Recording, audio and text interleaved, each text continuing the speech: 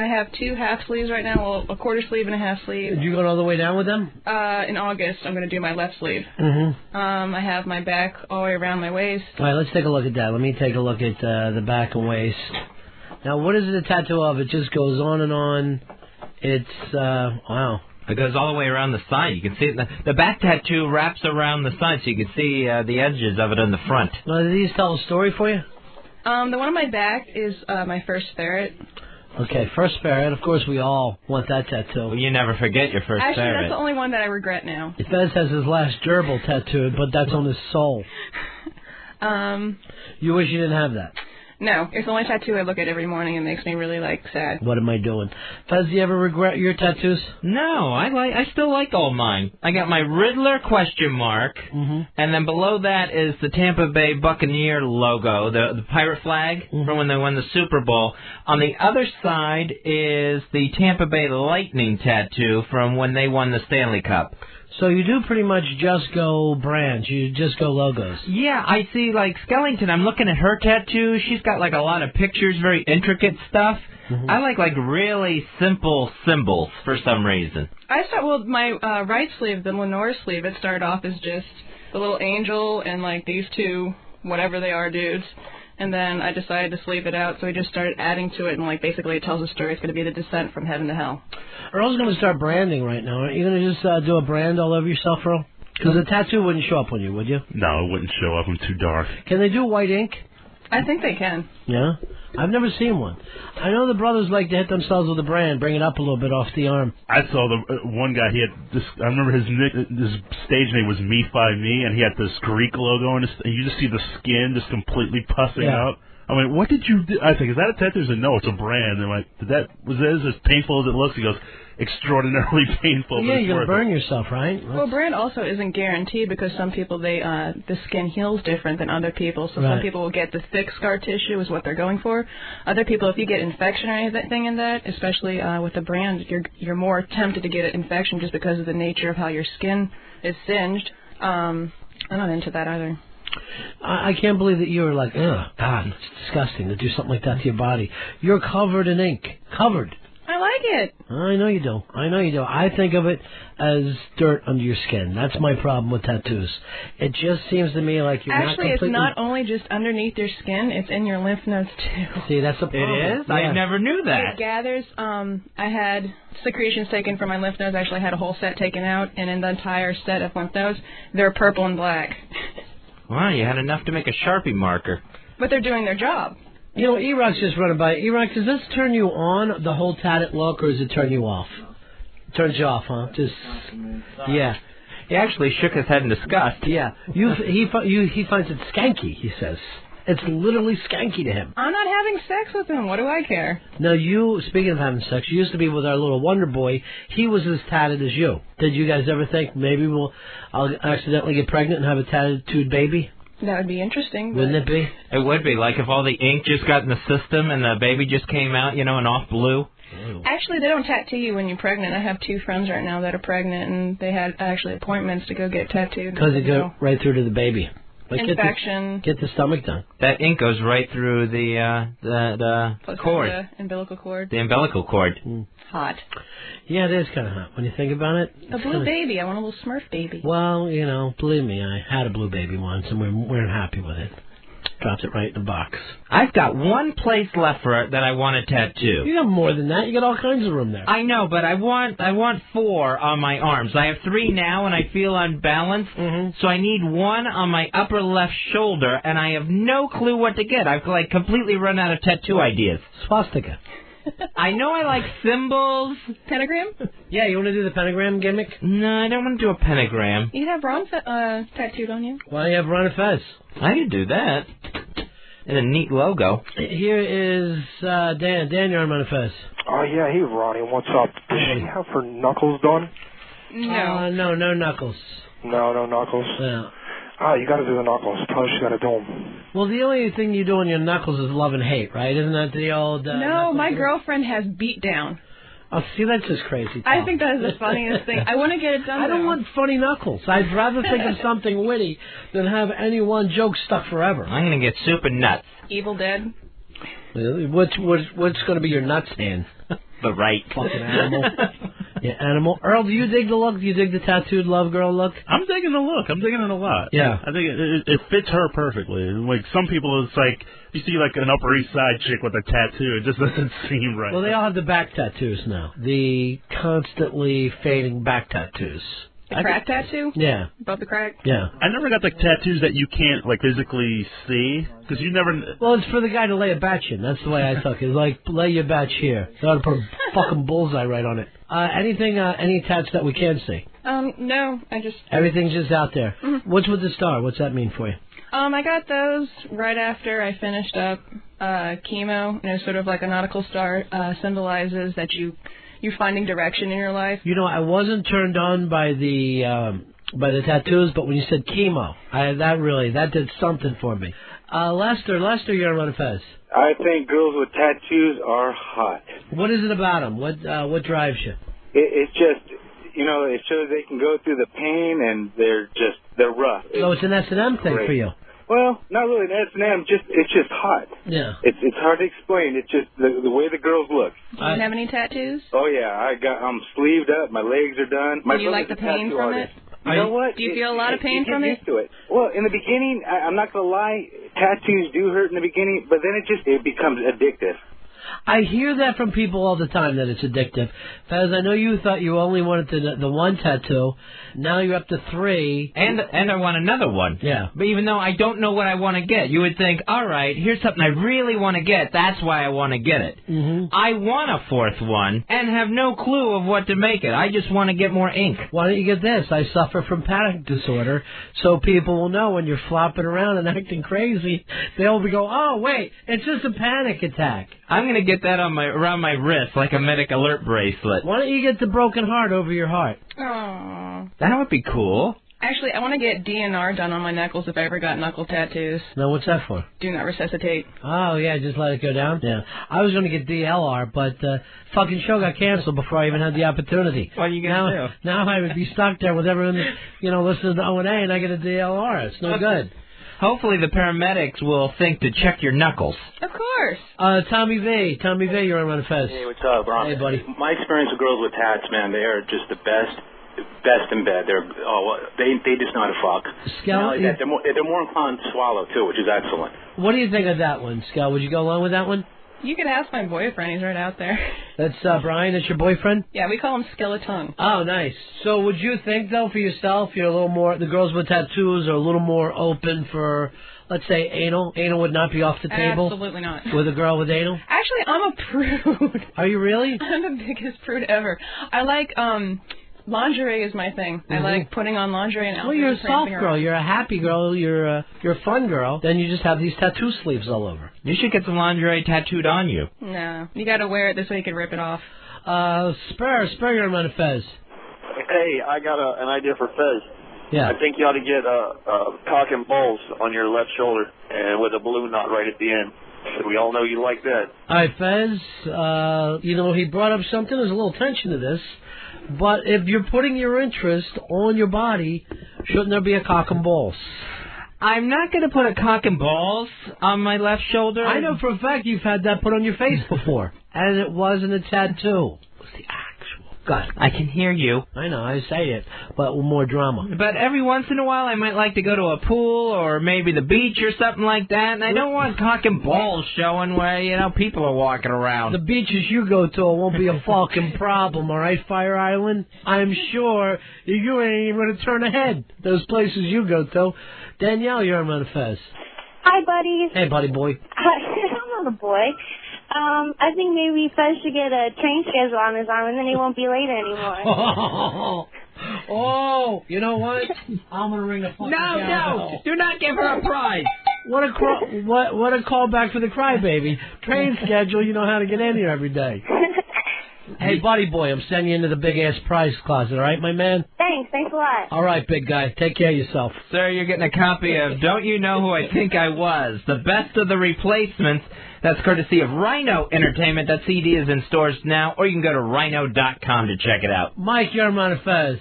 Lost you. Here's the Buzzcock. Buzzcock, you're on the Ron and Fez show. Ronnie, 20 years ago, you saw a chick with a little lower back tattoo. You thought, she's a stripper. She's hot. She's good looking. Nice body. Yeah. Nowadays, every redheaded pig with a short shirt's got one, and it's disgusting. Well, you know, that is what happened. It did used to be like for, you know, it was like its own separate community, you know? It was the underground. Now it's people's moms have tattoos. It's changed quite a bit. And the problem is you can't get out of it once you get a tattoo. That is what you're doing now. Well, they have laser removal. Yeah, but what does that look like? You're a fucking burn victim after the fact. Then you get a tattoo. When I'm burned, I want it to be from a fire I was stuck in, not paying for. The other way around it is you have to turn it into a rose or a dragon. Those are your two options. It used to be like the ultimate symbol of rebellion. It's sort of like, oh, let's go out, get drunk, and have a tattoo, and get a tattoo. It was for sailors. You would get either a tattoo or VD. It didn't matter. It was showing that you wanted to remember that port. Now it's like, it's too much. Jim, you're on Ron and Fez. Hey, I figured out, Fezzy, how you can never run out of nitro pills. Get a nitro pill put on your arm. I haven't brought this up. You have not taken the nitro pills or grabbed your chest since they told you that you were fine. I am, like, physically trying not to. You know, and, like, I've taken one nitro pill since they told me I didn't have a problem. Right. Just because I didn't know what else to do. My chest still hurts, you know? But, yeah, and I'm, like, physically trying not to feed that since they told me I don't have a blockage or anything. It's almost like phantom pains, right? Totally. No, that fucking brain of yours is something else. Something else. It can't ever get stuck on something good. Hey, Captain Dangerous, you're on the Ron and Fez show. Hey, buddy. Yeah. Hey, buddies. Yeah.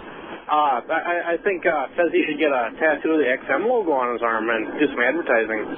You know, we had a friend who had a logo of the radio station put on, and the bastards actually fired him. The radio station fired a lifer with the tattoo right on him. They didn't give a shit. Oh, no, that's not going to save you. That's going to plead your case for you whatsoever. They don't care.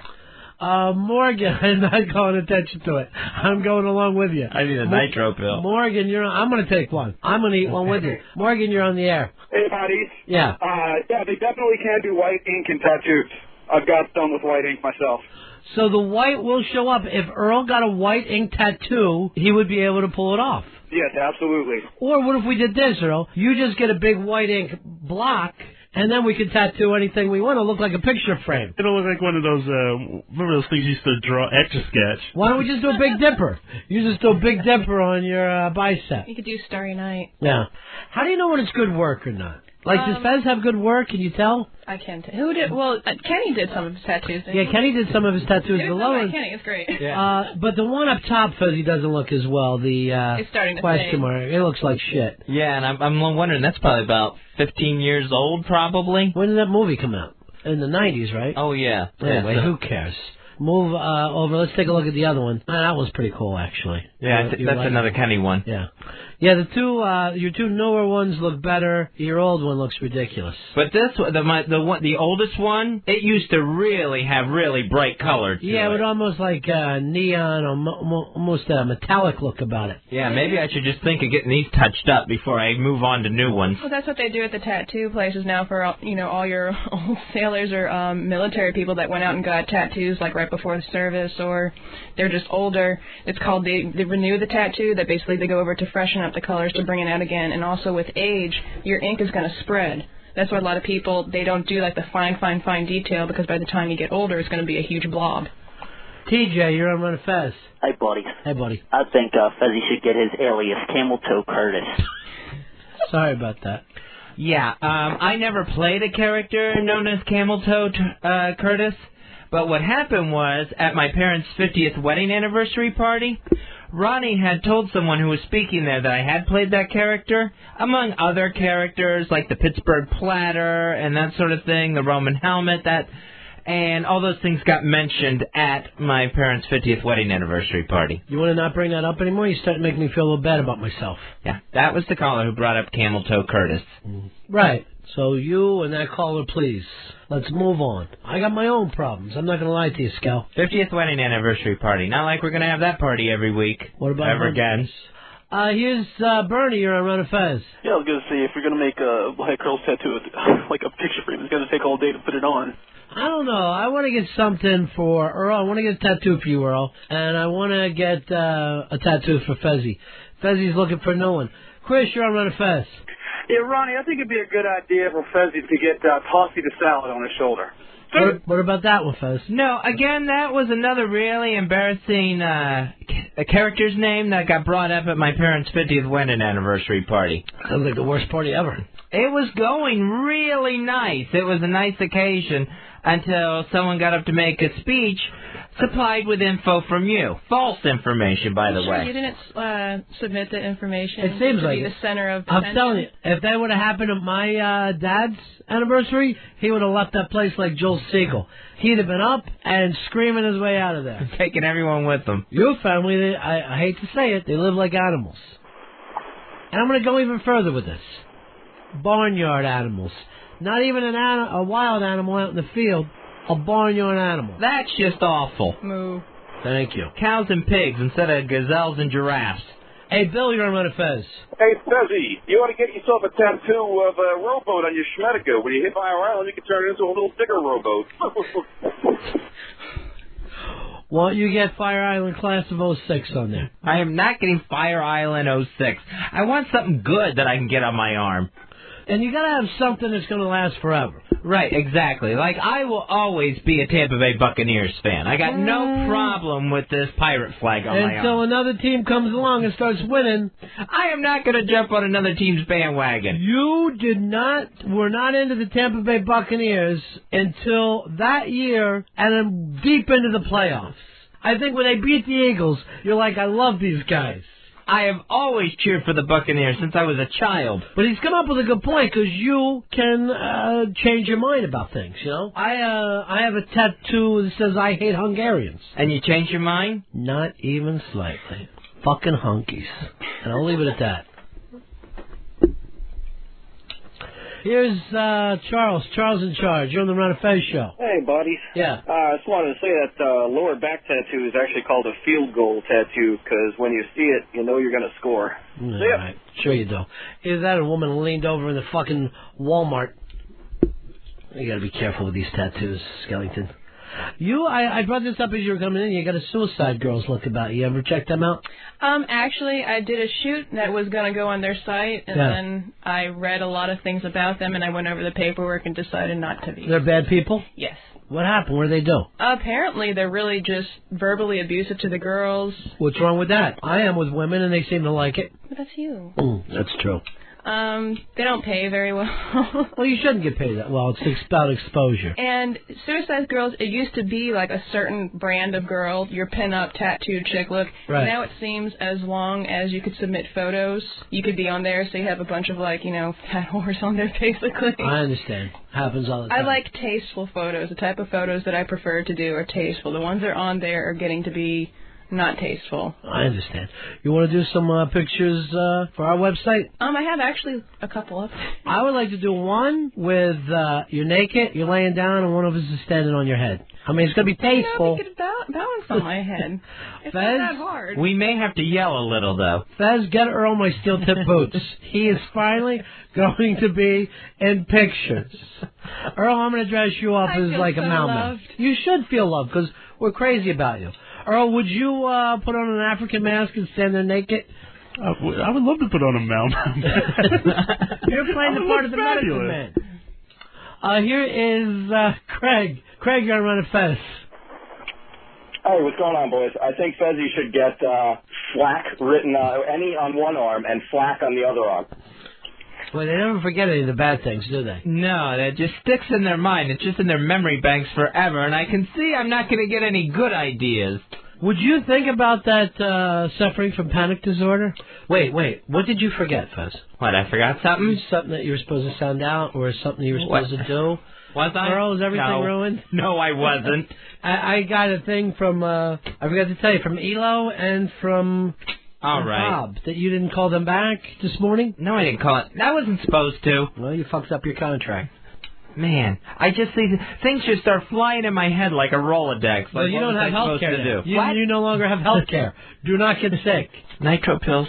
Nitro pills. Nitro is good. Jeff, you're on Ron and Fez. Hey, how are you guys? Yeah, don't worry about it, Jeff. Hey, I think just like Stephen Wright, Fezzy should get a tattoo of himself, only taller. One other thing about phone screening is to screen, not to come back and give us Stephen Wright material.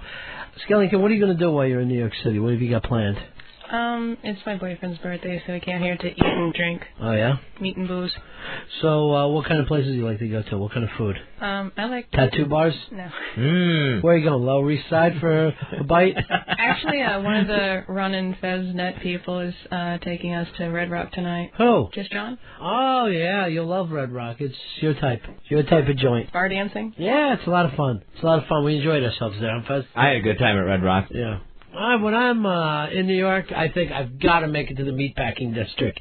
If you really want to see New York, you got to go where they slaughter cows. That's where it's all fun. Sean, you're on Ron and Fez. What's up, boys? Hey, buddy boy. I want Fez to get I killed Adolf as a baby in Old English down his back.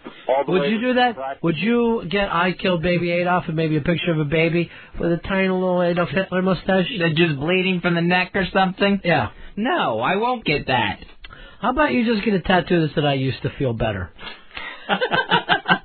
That's my favorite one so far. So you can look at it and remember when there was good days. What I would have to do is get it written backwards on my arm so that I could look at it normal in the mirror. Just I used to feel better. Fezzy. The Ron and Fez Show. XM 2. La madre chingada. Es lo mejor de Ron y Fez. All right, well, your baby just showed up, Fez. Your practice baby today, baby love. Mikey Boy is going to leave the child with you, Fez, let you take care of her today, and he's actually leaving, and it'll be just like if you were the mother today. See, that really makes me nervous about this, that Mikey Boy is not going to be like in the other room or down the hallway. That would be cheating. Where we can grab him if absolutely necessary. Well, I'll say this, he will be somewhere on the Upper East Side, close enough that if we put up the bat signal. Mikey, she's sleeping right now? Yeah, anyway. We're good. Yeah, she's sleeping right now. She probably in the cab right over. I'm a little late because she was napping. I figured to give her to Fez nice and well rested. Oh, just the opposite. It would have been so great if she was slept for 3 hours. Fezzy, are you nervous about this? Are you excited? I'm excited and nervous both about this. Yeah. All right, well, go get your baby. Go ahead over there. Get your little baby love. Go ahead and just take her out of the... I'd let her sleep for now. She'll wake up soon enough. Soon enough how? How's this a show if the baby's sleeping? I gotta at least bring her over to me. Yeah. All right. Well, I mean... this would be like if Fez had to take care of a dead baby. Anybody can do that. The stroller is so hot. Well, it's hot outside, Fez. She's so cute. Yeah. Well, so are you. Don't put yourself down, big guy. You're doing all right for yourself. You're all jammed into a corner with her already? Yeah, I got her stuck. Okay, I'm good. So this is Mikey Boy's baby playing the part of baby love today. Mikey Boy, you had your older daughter with you yesterday. Yes. She's really cute. And then your wife, who's extremely cute. What I'd like to do is see what it's like to be married, and I'd like to take care of your wife for 3 hours. I don't know if that would work out so well. I don't think there'd be a problem. I think it's something where we're all close enough friends that for just 3 hours, let me see what it feels like to be Mikey Boy. Well, let's just see how the baby love experiment goes first. I've got some instructions for you. All right, what kind of stuff does Fez need to do? Yeah, what are you leaving me here? Got food. Got him starving. Thank you. Got a vegetable, a fruit, and Grandma's turkey dinner. And she needs to eat her at 1 o'clock. Mikey Boy, let's remember something. Even with children, dessert's part of the meal. Always have like a little banana or a custard in there. Well, we've got some kind of apples and apricots. Yeah. Yum. Anything substantial she can gnaw on, like a little half a sandwich or a slice of pizza? Didn't bring anything like that. Yeah. Actually, she can eat more substantive food now. Yeah. But my wife was a little skittish about giving, first-time mom Fez any food that you have to break up and make. I've got gum for her, so I hope she likes it. Didn't want her to give her something too big, and then she might, choke. So we're sticking with the baby food today. Got a bowl. I got a spoon. Why? When you got those jars? I guess presentation is part of it for a baby sure too. It is. You don't want. Do you want to sit there and eat out of a carton like an animal? I got toys. I got a booster seat where she can sit, where you can feed her. Hey, you're keeping that booster seat nice and clean. Where'd you get that? Garage sale? Yeah, it's that thing's hideous. Oh my gosh, look at that mess. I'll have Bronx Johnny run out and hit it with a hose. Probably not a bad idea. She can sit in that? Yep. And sit up and everything? Oh, She yeah. doesn't have to be like her neck supported? All right, she Earl, can you drive me crazy with the song. Please, stop the goddamn song. And she can crawl, she can pull herself up to standing. She can sit up. She's good. Oh. She know how to hit yet? She know how to play baseball? Not yet. Okay. Not yet. My idea is for the next 3 hours we raise her to be a Jew. I don't know why. It just seems like it's so chic right now with the war on and the anti-Mel Gibson thing. Shabbat Shalom, baby love. Diapers and wipes too. That's for you, Fez. I'm gonna need them. When was the last time she was changed? About an hour ago. About an hour ago, so you probably got 45 minutes. And she that quick? And she already crapped, so I think you're okay. Oh, that's good. You just be clean up, pissy girl. I have never changed a diaper in my life. What about your own? And she's not like easy to wallow in it. She's not easy to change right now either, because she's kind of squirmy. Oh, I got a diaper pad in here too. So oh my God, this is turning. Look how much stuff you're gonna be carrying around, Fez. I know. Diaper pad. This diaper bag is just endless. There's no bottom to it. He just keeps pulling more and more stuff out of it. I know. Well, this is what you want it in your life. I can't see you pulling it off. What happens if it's feeding time and she's still asleep? She's actually already taken her nap, so if she wakes up or you wake her up, that's fine too. That's not a problem. Oh yeah, I wanted to bring this too. Since she's sleeping, what do we do about crib death? Is there anything we can do? Because that's the worst. Hey, you know what they found out? A lot of that comes from like when you let the baby sleep with you and guys roll over. Really? And actually suffocate the kid. Yeah. Don't do that. Fez. And when you take your nap today, don't lay next to the baby. Yeah, I'll just put her back in her stroller, I guess. I don't feel those little tiny fists hitting me on my chest. Well, that would be great. Trying to get me off of her. If you could feel that. When you don't feel it, that's the bad part. Here's Chuck. Chuck, you're on Ron and Fez. Hey, how are you guys doing? Don't worry about that, Chuck. We're taking care of a baby. Okay. Yeah. I know, and tell old Fezzy he needs to wake up the baby now. I'm a truck driver, I have 3 kids, and whenever I get home, I always make sure the baby's got up. That way, in the long run, the baby will sleep later on in the day when he's more frazzled. All right, helpful tip there, Fezzy. I appreciate that. You put the baby on your schedule so that later, when you're ready to take your nap, you and the baby can take the nap together. I heard that you just let the baby cry. Yeah. Whether it's feeding, sleeping, diaper changing, just let the baby cry. Now, Mikey boy, you're a lawyer, right? Mm-hmm. What do you think it's going to cost Fez to adopt a baby? I have no idea. Even a black baby? No. I heard from a friend of mine, if you want to get a white baby now, it's like $150,000. That's crazy. But if you want to get a black baby, they'll actually give you $14,000. All right, that sounds a little bit more what I'm looking for. Yeah. That's kind of the price range I'm in. You know, you ought to probably pick up 10 and get out of this jam that you found yourself in financially. So she is just sleeping here still. I need to find out where the little fontanelle is, too. Put a little red mark on that so I don't put my thumb there. All right, we'll get a marker. That's her soft spot, Fez. Oh, okay. And you will punch through that like it's nothing. Oh, man, I want to avoid that. So I'm going to stay away from her head altogether. Let me guess. You want to avoid putting your thumb through a baby's skull. All right, good move. I have some natural instincts about this. I noticed that, too. Here's Bob. Bob, you're on Ron and Fez. Go ahead, Bob. Hey, buddy. Yeah. Just wanted to remind you, Fezzy, there, that if there's a dirty one there, remember to wipe from the back to the front there. Don't listen to him, Fez. No. Front to back at all times. Front to back. Yeah. Okay, her front. You don't want the. Yeah. And it's more difficult when you have a little girl because that could, set up danger. When you have a little boy, what do you got to worry about? Dirty balls. So what? Little girl? No, we've got to really do a good job keeping her clean. Yeah, you got to watch out for that to avoid a serious infection. Right. If I can give her back to you today without a serious viral infection, I will feel like I've accomplished my goal. Yeah. Okay. Should we sign anything that shows that we are not responsible to what happens to the baby? I don't know if that's a good idea. Yeah.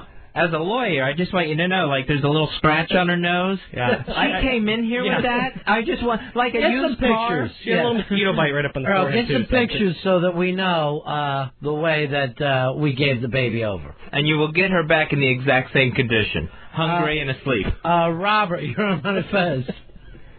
Hey, Ron. Yeah, buddy. I just want to know if Fezzi's going to try the breastfeeding thing today. I know De Niro pulled it off. I just want to know if he wants to give that a shot. With Fez's furry breast, I don't think he can do it. No, she would actually be breastfeeding and flossing at the same time. Fez has a disgusting amount of body hair. Frightening amount, actually. Yeah, she might like to run around on it or something, play on it, but other than that... We don't like to promote this, but it's a Robin Williams chest that Fez is sporting in here. Oh, yeah, and it's shoulders and back and down the arms, too. I wish it was just the chest. Chris, you're on Ron and Fez. Hey, buddy. I was just wondering, why did Mikey Boy bring a fruit and a vegetable for Baby Love? Team Whatley's already got one. They got Fezzy and they got Eastside. That's hurtful, a lot of things that are said. But you know what hurts me, Mikey, is like you bring food for one and not for everyone. Sorry. Would it hurt for you to grab a dirty water dog for the baby's uncles? Put that in a jar? But as we brought up this breastfeeding thing, have you seen this... magazine has problems right now? Oh, that's Baby Talk magazine. Yeah. Now, the problem is, here's a picture of the cover, Baby Talk magazine. A baby breastfeeding seems harmless. So many people furious about this cover, and not men. Women are furious about it as well. A lot of women don't want to see breastfeeding because they're afraid their husbands will see a breast out there and leave them. Okay, so they're threatened by, let's say, a woman. They're threatened by a breast. Now, Mikey Boy, did your wife breastfeed? Yes. Breastfeed in public ever, or? Yeah, sometimes. She's got the kind of cutaway little thing where you can't always tell it's happening. You pop it out while you're out or whatever. Yeah. This happened one time with Fez with my sister-in-law at a restaurant. Fez leapt out of his chair, screamed, and ran around, and the story's still being talked about years later. Yeah, I kind of made a scene. I was caught off guard by it. Yeah. And I couldn't believe this was happening in a restaurant. It's something you don't think should happen. No. Ever. No. Mikey Boy, does it bother you at all? Not at all. No, I am the same way. I don't see what the problem is. I see a child who needs food getting food the natural way. I see it as just being a gross display of bodily fluids. You don't see any bodily fluids. You don't even see what's going on. But you know what's happening, Mikey Boy. Well, if you're standing outside of a bathroom, does it disgust you that people are peeing in there or shitting in there? Just on the other side of the door? No, because that's a room meant for that. If there were... What do you think that tit is actually built for? Sex, Fez? No. A breast is for one purpose only, to feed the child. There's no other reason for it. So if you have sexual thoughts about a breast, or in your case, sexual repulsions about a breast, that's far and away what nature, and I'll use a word that you can understand, Fez, God, has provided that breast for. I just think that it would be nice and polite if they would go into a lounge or something. If there was like a breastfeeding lounge or something that they could go into. There isn't always that kind of place. You can, if you're in a restaurant sometimes, you're going to have to go and sit in the bathroom stall and try and feed your baby there. It's not the easiest thing to do. And it's also disgusting when you think about why should the baby be eating in the bathroom? You want to go in the bathroom and eat a sandwich, Fez? No. What is this lounge you speak of? Now you want us... forget wheelchair ramps. We're also going to have breastfeeding lounges for all the people that are nervous about what happens between a woman and a child. Well, for some reason, ladies' rooms usually have some sort of sitting area in them. I don't know about that. In Manhattan? I don't know what the hell you're talking about with the sitting area of the ladies' room. Julie, you're on Ron and Fez. Hi. Yeah. I just wanted to tell you, Ron, you're full of shit when it comes to other women seeing other women breastfeed about their husbands being scared of seeing a titty. We just don't like looking at it if we don't have kids. All right, so your thing is this, Julie, because it's women that complained about this, and their complaint was they don't want their husbands seeing this. So I don't care. I don't care if my husband sees it. Yeah. You don't care. It just grosses you out to see a baby breastfeed. Right. Now, do you have any children of your own, Julie? No. Probably if I did, I might feel different, but I don't, and it's just not something I want to see. Now, what is it that repulses you about a child eating? It's just like animalistic. Fez, just so you know, this is the team you're on right now. And I think you have the same exact accent. This is my backer. I cannot tell the difference between you and Julie from Tennessee. So, same thing for you, Fez. It's animalistic. It grosses you out. Would you see a puppy nurse or a little piglet? No, I wouldn't want to see that either. Yeah. Yeah, but yeah, because to me, I wouldn't use animalistic. I would use the term gross, but I wouldn't use animalistic. What are you basing the gross on? Just the fact that it's a fluid leaving the body and going into someone else's body. Even though it's nourishment and it's food, and I understand that. Are you grossed out when you see people eating? You have this fluid like it's urine. Yeah, that's how I feel about it. It's not. You're very, very confused. Fez, if a woman pumped breast milk and the baby's drinking breast milk out of a bottle, that doesn't freak you out the same way. It's the same fluid and the same thing is happening. No, that would freak me out too, because I've opened refrigerators and seen pumped breast milk in bottles there and closed it back up again. Like I didn't want to see that. What happens when you see pumped cow's milk in a container? That I have no problem with, I guess, because I'm used to it. He has no problem from one species drinking milk from another species. Completely against nature and, for you, Fez, God's rule. It's just insane. All right, here's somebody. Here's Frenchie. Frenchie, you're on Ron and Fez. Hi, guys. How are you? Yeah. It was great to see you last night. Nice to see you, darling. I breastfed my daughter for 9 months. Yeah.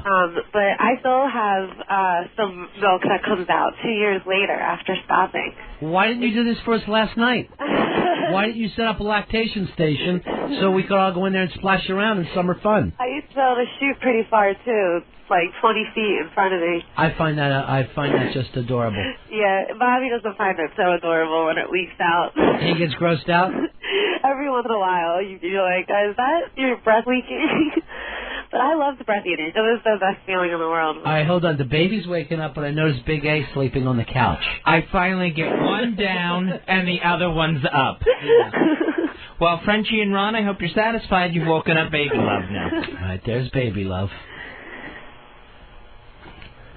She is up, and she is looking around like she's she can't. Confused looking, yeah. She can't believe she came to into this place. I don't want to give her a minute. She started with the separation anxiety, so it might take a minute for her to get acclimated, and then I'll turn her on. She's getting separation anxiety. It's something that's bothering her a lot. Yeah, a little bit. So that's how Fez is with me, and that's why if I'm sick, no show that day because he'll just start screaming. Where's Ronnie? There he is.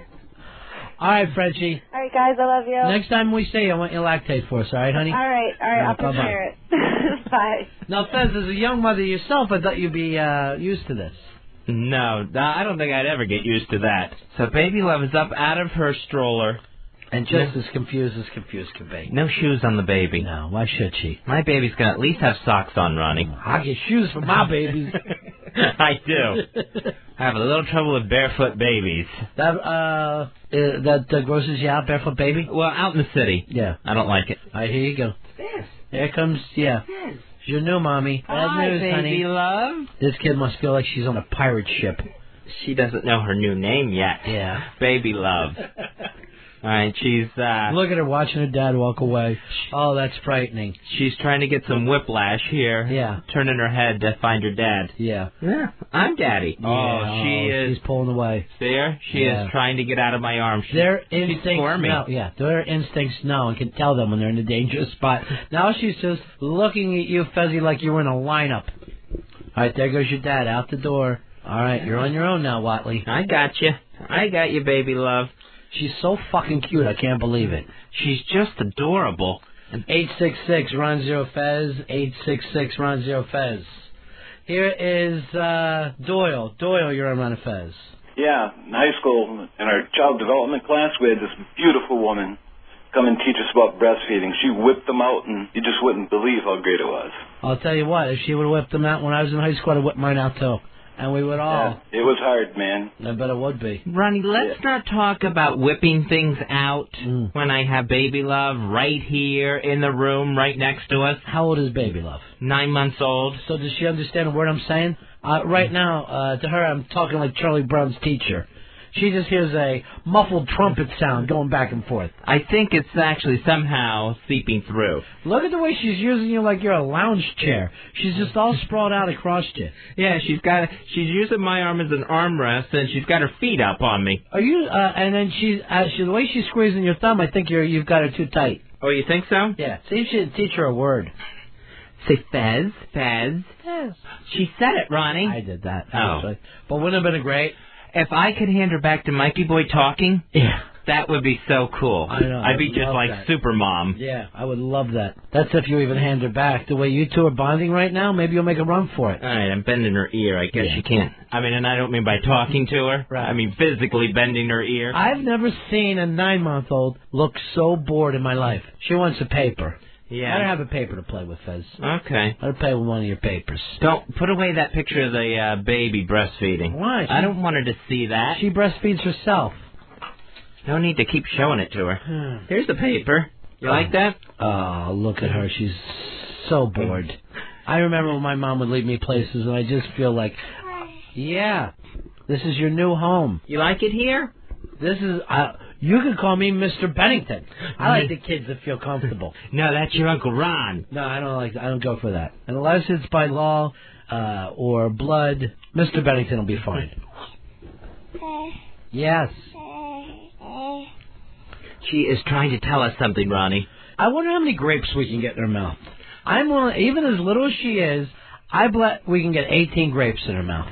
I don't think we're supposed to do that today. Well, we won't let her swallow. We may not be able to get them back out. Give her paper. She needs stuff to play with. We didn't account for the fact that she was going to be bored.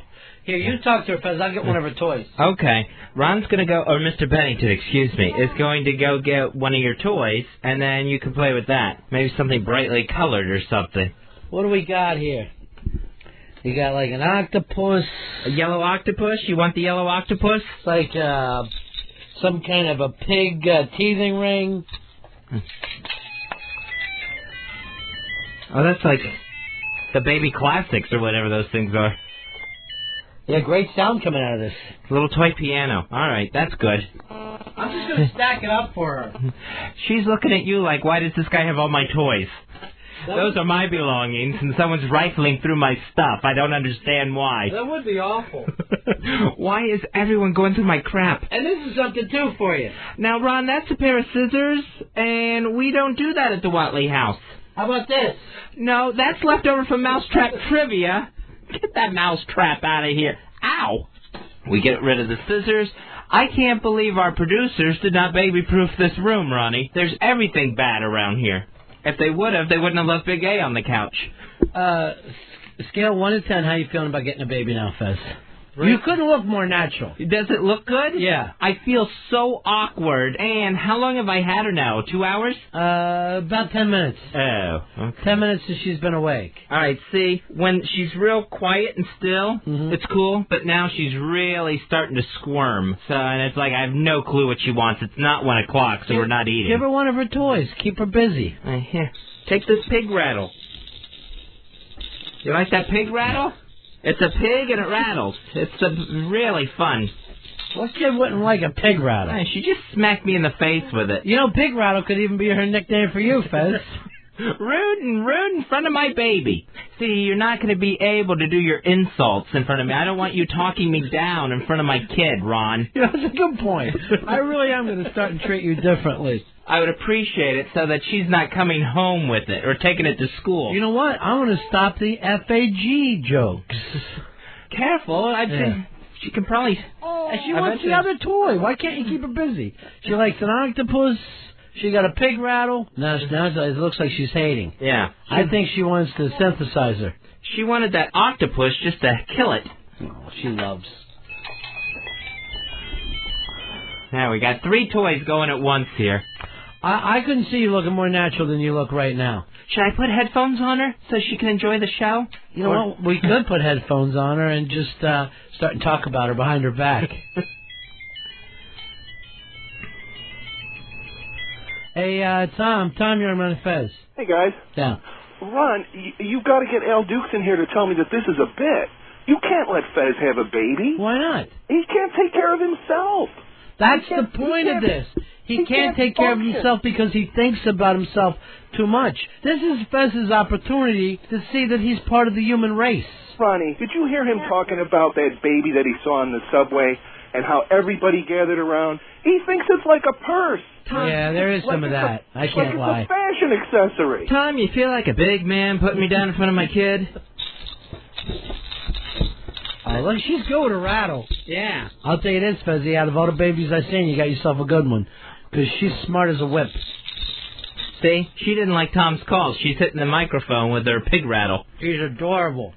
Ronnie, what are you doing? Are you lighting a cigar? Like I always do, buddy. Yeah, no smoking in here anymore. I'm not going to give it to her. I'm going to smoke it myself. Secondhand smoke. I found out from Penn and Teller that secondhand smoke is bullshit, Fez. I don't care what any scientist... I don't care what any scientist says. Two street musicians told me that it's okay to smoke in front of a kid. It can't possibly be good for the baby to put smoke in her tiny, tiny lungs.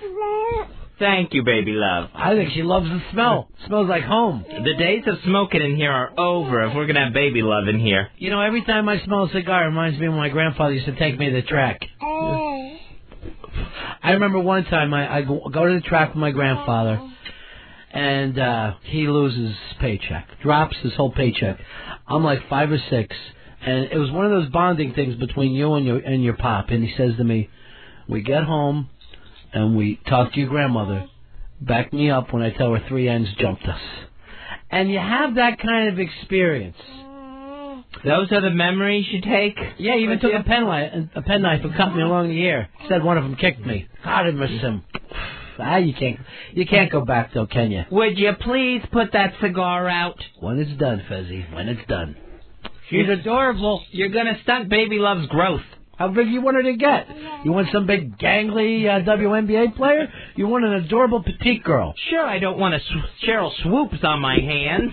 I like them small. I'd even like to make her sleep in a short closet if we could. I like a tiny girl. No, baby love's gonna have a nice crib. Jason, you're on Ron and Fez. Hey, buddies, I'm just a little nervous about having a cute little baby in the same studio that Jim Norton has access to. You know what? Everybody's going to love and respect Fez for this baby. Boy, she's really getting antsy, huh, Fez? Yeah, I'm not sure what I do at this point. I mean, she's playing and she's having fun, I think. She is having fun. She's laughing away. But yay! But she's so antsy that I don't know what to do for her or with her. You want me to put on a ball game? I don't think a baby wants to watch CNN. I don't think she's going to want to watch the ball game. Why don't you sing to her, Fez? Hush, little baby, don't say a word. Fez is gonna buy you a mockingbird. And if that mockingbird won't sing, Fez is gonna buy you a diamond ring. This, I swear to God, it's like looking at John Wayne Gacy. I mean, if you painted a clown picture with this kid, it would finally be complete for me. Not worrying. She is not going to end up in a crawl space. You look like something that lives under a bridge that jumps out and grabs babies. This baby love loves me. Yeah. Hey, Harry, I think she does. She seems comfortable. She was giggling. She's got all the toys. You know, weird separation anxiety from her father. If anything, I think she's glad to get away from him for a while. He's got the separation anxiety. Ronnie, one thing I can't stand is panicky parents. I know. You know what's cute about her? She throws that one leg out all the time, too. She uses the leg as a hand. Yeah, I'm going to have to tie that down so that she doesn't keep doing that as a habit. Yeah. Hey, Harry, you're on Ron and Fez. Your leg is not your hand. How you doing, boys? I think Bessie's going to be a perfect mother. And as far as keeping the baby occupied, Ronnie, when Fezzy can't control her, put a little coke on her pacifier and let her play with your handgun. It's fun as hell. All right, don't listen to that, baby love. Baby love, don't do drugs. That'll be the first lesson I teach you. Shouldn't it be don't do too much drugs? No, don't do drugs. Because until you get to too much, it's fine. The only thing she's going to do is lick a prim or whatever that baby aspirin is. I don't know what you're going to prim, but you make me nervous. She's adorable, Fez. I know one thing. We got to take her out shopping because they got to dress like she's a yokel. Oh, yeah. What the hell is that? Have we updated baby clothes in 100 years? No. Those stupid little flowers? Yeah, this is like some sort of onesie sundress. Let's take her to Baby Prada. They have a Baby Prada? Yeah. It's expensive, but I know you got that credit card. Let's break into that credit card you never touched, the emergency card. Do they have other things besides purses? Oh, they got all kinds of stuff. That's good. You know, I like to get her some baby high heels. She is so cute, Fezzy. She's starting to drive me crazy. She likes you. She's staring at you. I feel like taking her off you and just taking off with her. I wish I was the one who handed her the toys. Every time I see a baby, I want to steal it. I must be part gypsy. All right, here's the question. Yeah. That octopus of hers? Yeah. She dropped it on the studio floor and she wants it back? Yeah. What do I do? Go reach down and get it for her. I know, but doesn't it have to be cleaned off? No, she lives on the planet. What do you think Opie does over there? It's not spunking all over the floor. All right, I just don't want to give her anything dirty. There you go, there's your octopus back. Yay, she's very excited to get it back. Yeah, she's really having fun. She's like a Gerber baby. I just feel like she's going to start talking at any second. I think that sounds like Fez. Let me hear it again. Say it again. Baby love, say Fez, Fez. It's an S sound. I don't think she can make her little F yet, though. Ronnie. Not like that. We really have to be careful of the language around here. Everybody. Yes. You know, XM ought to just have a baby gurgling thing, and that's all we'll play. Who wouldn't listen to that? I would. I put that on at nighttime and just get gurgled to sleep. Do you think we should give her a bath?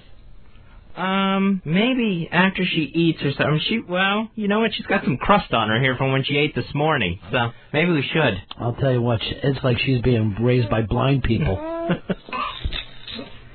She's really starting to get antsy now in my arms. And I'm going to tell you right now, I don't find the toys all that cute. They look like they've been eBayed.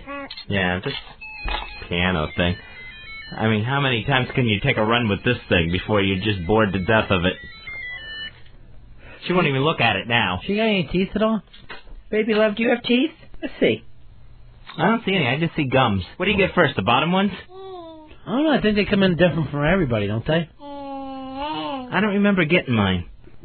Hey, Earl, from the way you were raised, does this look weird to you, a man holding a child? That never happens in your community. He's already long gone. My parents, I was raised by my daddy. Real dad? Yes, real dad. Actually, in fact, today's their anniversary. Really? Yes. How many years? 5. No, 48. 40 years common law married. That is unbelievable. 48 years, yes. I never even heard the term common law, except for black kids when I was little. And then I heard that all the time. So 48 years married, that's got to be a record, right? Yeah. It's up there with Cosby. Yeah, I mean, it's a long time. People are amazed that they've been married that long. I know. This baby couldn't be more bored. She's playing like a game in her mind. Yeah. She's got a great little imagination. She's looking at stuff and making up stories about it in her head. Yeah. Boy, is she like Fez. She really wants that mousetrap. Why wouldn't she? It's fun. Mike, you're on Ron and Fez. Hey, buddies, how's it going? Yeah. I just wanted to say that I don't think this is any real test of whether Fez is a good mom or not. You got to get that baby crying. Give it a toy, let it get into it, and then take it away. You want me to take your toys away from her, Fez? No, I would hate that kind of experiment. How about if I pinch her? No, don't. All the way she's looking at Fez.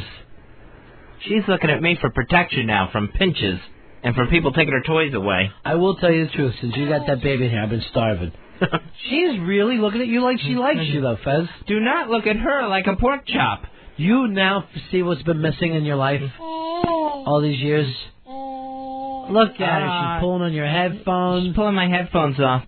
All right, honey. Don't make us punch you. It's going to be time for a timeout. We're going to get a timeout unless we let go of these headphones. Get her other toy back. That's what happened. Yeah, she dropped her pig rattle. You got to come up with a better name than pig rattle. Sounds disgusting. All right. I just bumped her head into the microphone when I bent down to get her pig rattle. Well, they'll take her away from you if you do that. Oh, I know. The slightest misstep, they'll be knocking on my door. You know them. Look at the faces she makes. She made just like a little aggressive face, like something was happening. Like she was trying to do something that didn't even... Oh, she dropped her octopus, Fez. Get that for her. Is this what this is going to be all day? Yes. With a kid picking up stuff? You're taking care. Maybe it's time we put the octopus away. Oh, she loves it. Hey, Ben, you're on Fez. Hey, Fezzy. Yeah. Listen, man, after you bump her, don't hit her too hard. Light taps on the back, not too hard. And when anything drops, you got the 3-second rule. No matter where it is, 3 seconds, you're good. Okay. Here's John. John, you're on Fez. Hey. Yeah. Hello? Go ahead, buddy. Oh, I'm sorry. Send always from me. Hey, Fez needs to feed that baby. I want to see what happens when it spits up on him. Well, Fez has had more than one spit up on him over the years. But never an apricot mix. That's true. I don't know if that'll come out. She is so adorable, Fez. So we're coming up on feeding time in about, 5-6 minutes here. Does she look hungry to you? She looks starving, and I got news for you. I am not sitting here watching somebody eat in front of me. I got to have a sandwich.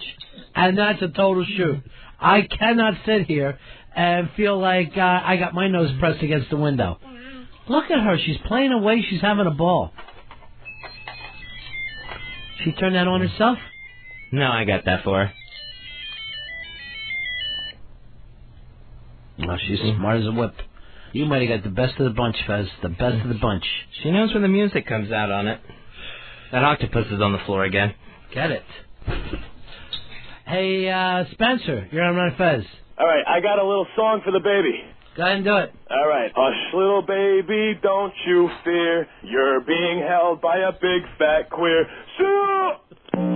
Baby love, please don't listen to that. Awful. Now, see, that's something that'll get in my baby's head and scar her, and she won't even know what's going on till later in life. Maybe she'll take you, it'll be cool. You can go for the QTA days when they have them at school. What's that? Queer teachers. She can, I can't make the PTA meeting, I'll be at NAMBLA. Okay, Mommy Fez. See, she's turned that on herself. She totally did. She's a smart baby. I don't want to watch the Israeli war. Put on something nice. Put on some kind of kids programming. Yeah, do we have any sort of Nickelodeon or There's got to Disney be Channel? some kind of a giant puppet that's jumping around with shiny things and being happy. I know that they have them. They have giant eyes and all the kids like... That's a cartoon. The baby doesn't like cartoons. That's older. And that's scary robots on that Cartoon Network. Yeah. Look for, Big Comfy Couch or Blue's Clues or something. There's got to be some kind of a happy stuffed animal that's teaching kids how to spell. No cartoons. We're not going to raise this kid to be retarded. You're the worst uncle ever, Dave. Don't put on that CNBC. That Jim Cramer may come on and scare her. What's this? You just had nudity up there. There was a actual insertion. I put the ball game. Yeah, put on the Braves game. Baby hate the Braves? Baby hate the Braves? I think she does. Find a real show for a baby. Even if you have to put in a video or something. Some sort of... Those baby Einsteins or whatever they're called. I just want to know this. The Pirates just drove in another run. What's a baby Einstein, Fez? I think it's these baby videos where it's supposed to make your baby smarter. Teach it shapes and everything really early on. I don't think this baby could get any smarter. Yeah, you're the smart baby. Yes. She said thank you, Ron. You're welcome. And she's fascinated with Dave's bright red hair.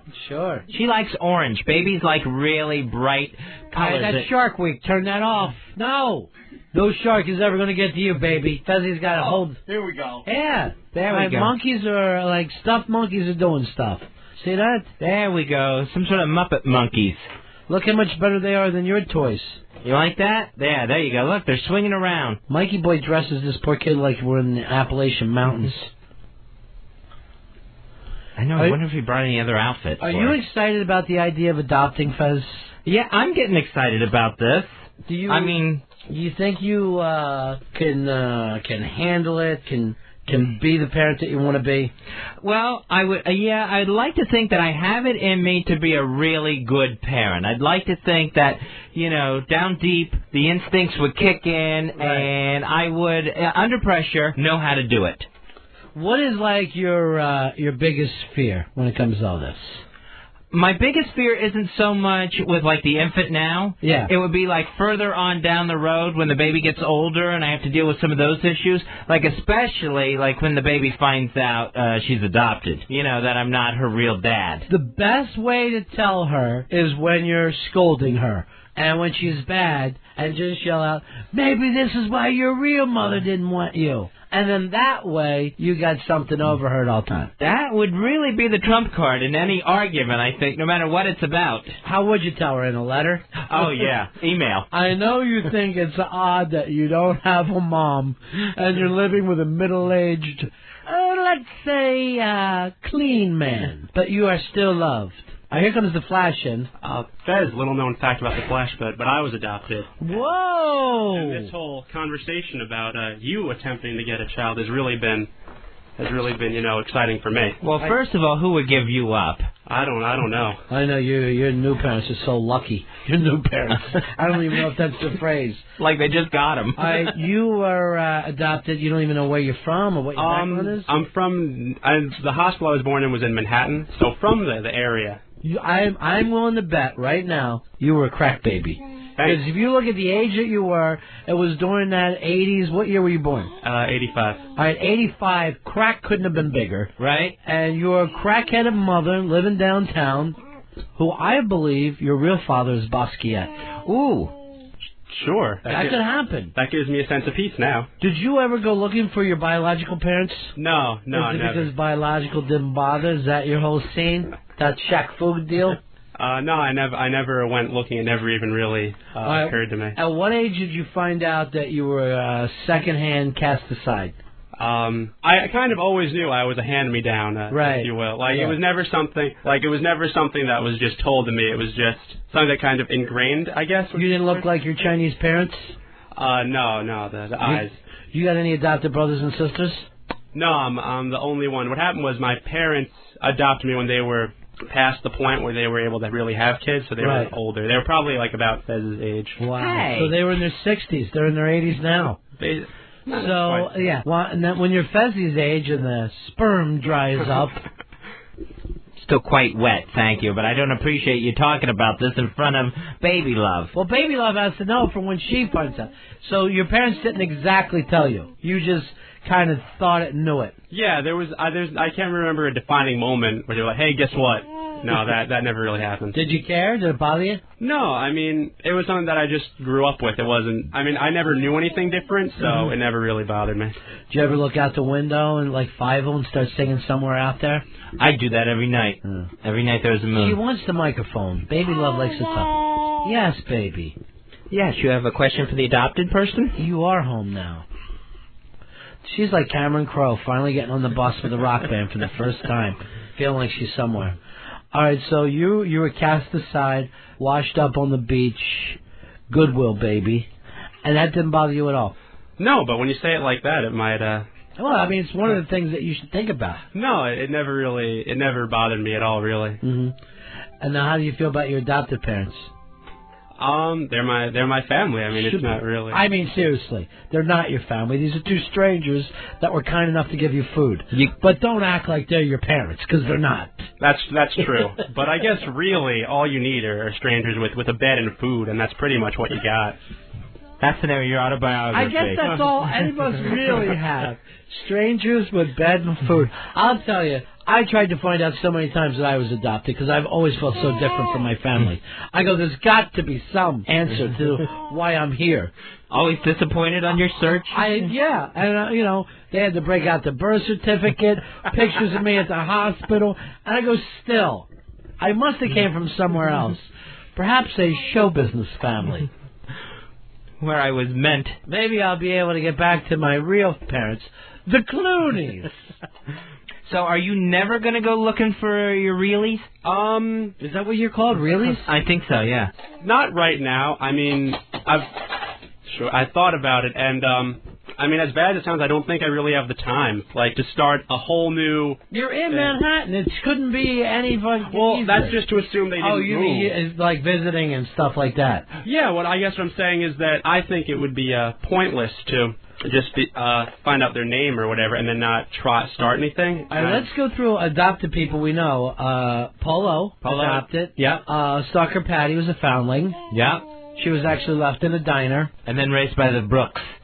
It always cracks me up when she calls them the Brooks. Like she's still staying with this odd family that she doesn't really know. Yeah, the Brooks. So that's where you probably have to put yourself. Same as Polo and Stalker Patty. All right, Mr. Wiseass, you're 6 minutes late on the feeding. Oh, jeez. 6 minutes late. This is how bad of a mom you are. Well, she didn't act like she was hungry. I'm starving. Get that, would you, Fez? Phone. Her toy. Tough steps to follow in with Patty and Paulo, but I'm trying to think if we know any more. Earl, you're black people don't adopt, do they? No, not at all. We're the exact opposite. We can't stop having them. If anything, they just take their cousins or grandchildren in. No. Yeah, we add people, just strays, anyone.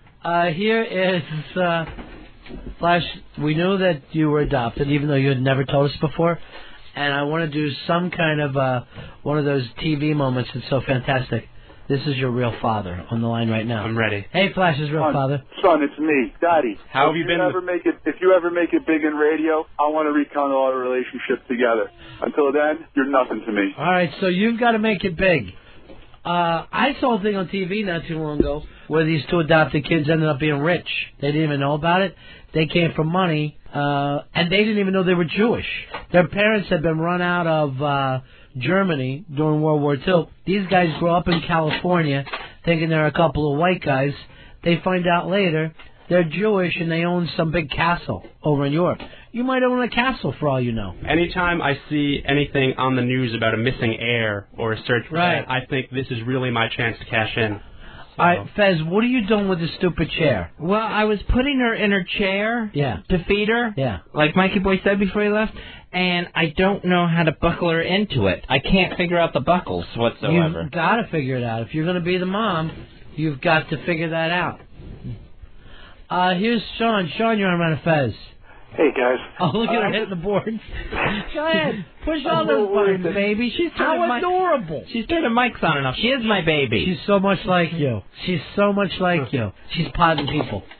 What can we do for you, Sean? Well, I'm just a little worried that when baby Love gets to be a teenager, Fez is going to be like the Fred Sanford of fathers, and every time something goes wrong, he's going to be like, oh, this is the big one. This is the big one. I bet you in your old age will be such a burden on the child that it's unbelievable. My child will love to have taken me in. You, even as a friend, you're demanding.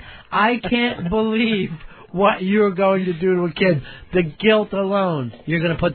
You don't know how to do a chair, do you, Fez? No, I'm trying to figure out these buckles on this feeding chair. In the meantime, this baby hasn't eaten in 8 minutes. She's 8 minutes late. I'm thinking about an egg sandwich for me. I don't know. I'm starving if this baby eats in front of me. The baby first. Yeah. Egg sandwich, bacon, the way I like it. Don't give me egg salad, Dave. Give me a rock and roll thing. Because I can't watch a baby eat in front of me. It's too much. All right. All right. She is buckled in. She's buckled in, but the whole chair could fall over. Let her push some of the buttons. She loves it. She likes the bright colors on the board. I'm going to tell you right now, too. I've seen a lot of babies in my life. That might be the cutest baby of all time. All right. Now I've got her in the chair, and I can't leave her up because it's up on the console. Yeah. And I forgot her food over on the other side of the room. You don't know what the hell you're doing. I don't know. You don't know what you're doing. Don't walk away from that chair. Walk away from that chair. Can someone hand me her bib, please? That's not against the rules. Yeah, the adopted kid. Grab the bib for the wanted baby. Here's Steve. You're on Ron and Fez. Hey, guys. Yeah. Man, you guys are addicting. I love you to death. I just had a question for Earl to find out if Fez actually goes through and adopts a baby, can he possibly suffer from baby mama drama?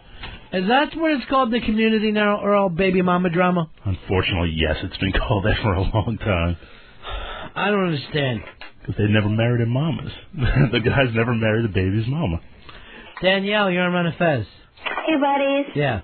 I just wanted to tell Flash that I never knew my father, and I met him a couple of years ago, and it was a total waste of time. He was still the same asshole I heard about for the first 18 years of my life. Did he try to sleep with you? No. He was just a drunk still. All right, so he's all drunked up when you come over, right?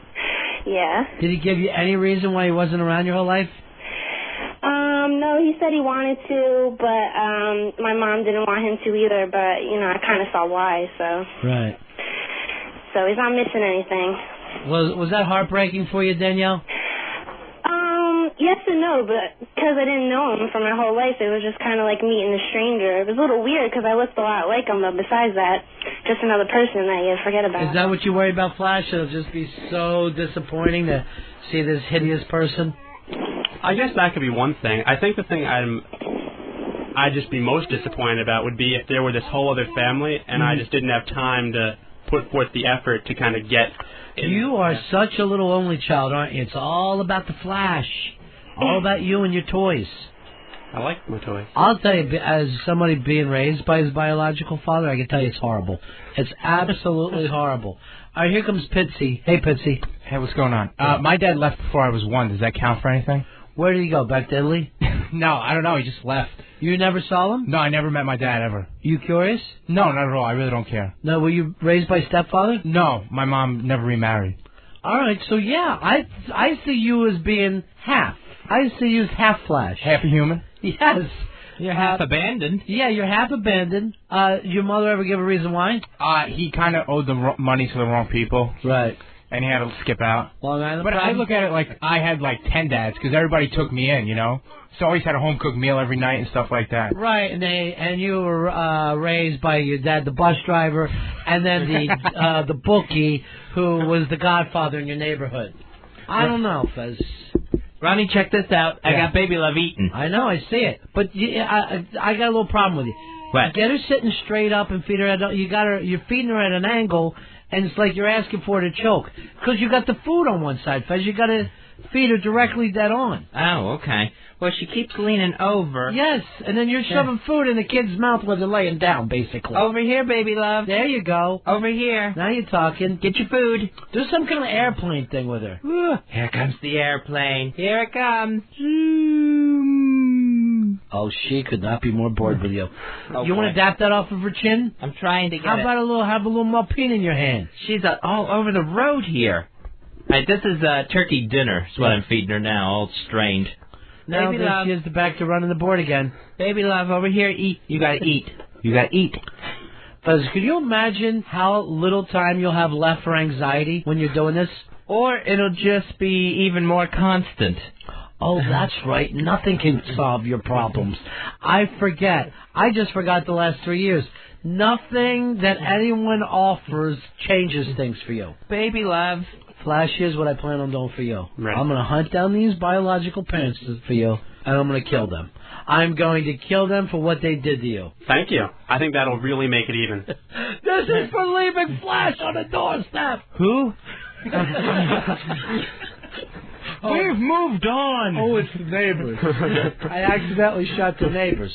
I'll tell you a story about my own man. He has the same thing as Pitsy. My own man, his dad takes off on him. Whiskey Bob left, went into the carnival, started running, right? My dad's in his 30s, gets a phone call. Oh, your father died. His viewing's tonight down in Mississippi. My dad grabs the family, drives down. First time he ever sees his father, he's laying in a box. Wow. Yeah. That is rough. So I say to my dad, I go, we got to push this son of a bitch over right now. Let's just knock this thing over and run out of here. He goes, what's wrong with you? First of all, A, you're not even born yet. You come up with that. And B, you're out of your mind. You're sick. But I did tell him that years later. Here's KJ. You're on Ron and Fez. Hey, buddies, I thought maybe Flash could lay some info on Fez about how much abuse before social services get called. You know, how many times can you make him scrub the floor, lock him in the closet, stuff like that? How far can you push it? I'm going to tell you right now, I look at Mikey Boy's baby, never in a million years can I imagine being mean to this kid. This kid is gorgeous. There would just be no reason to. What did this baby do? When you see how cute girls are, why would anybody want a boy? They're like psychos, boys are. Girls are, I hate to say it, a lot smarter. Look at her looking for you, Flash. She's turning all the way around.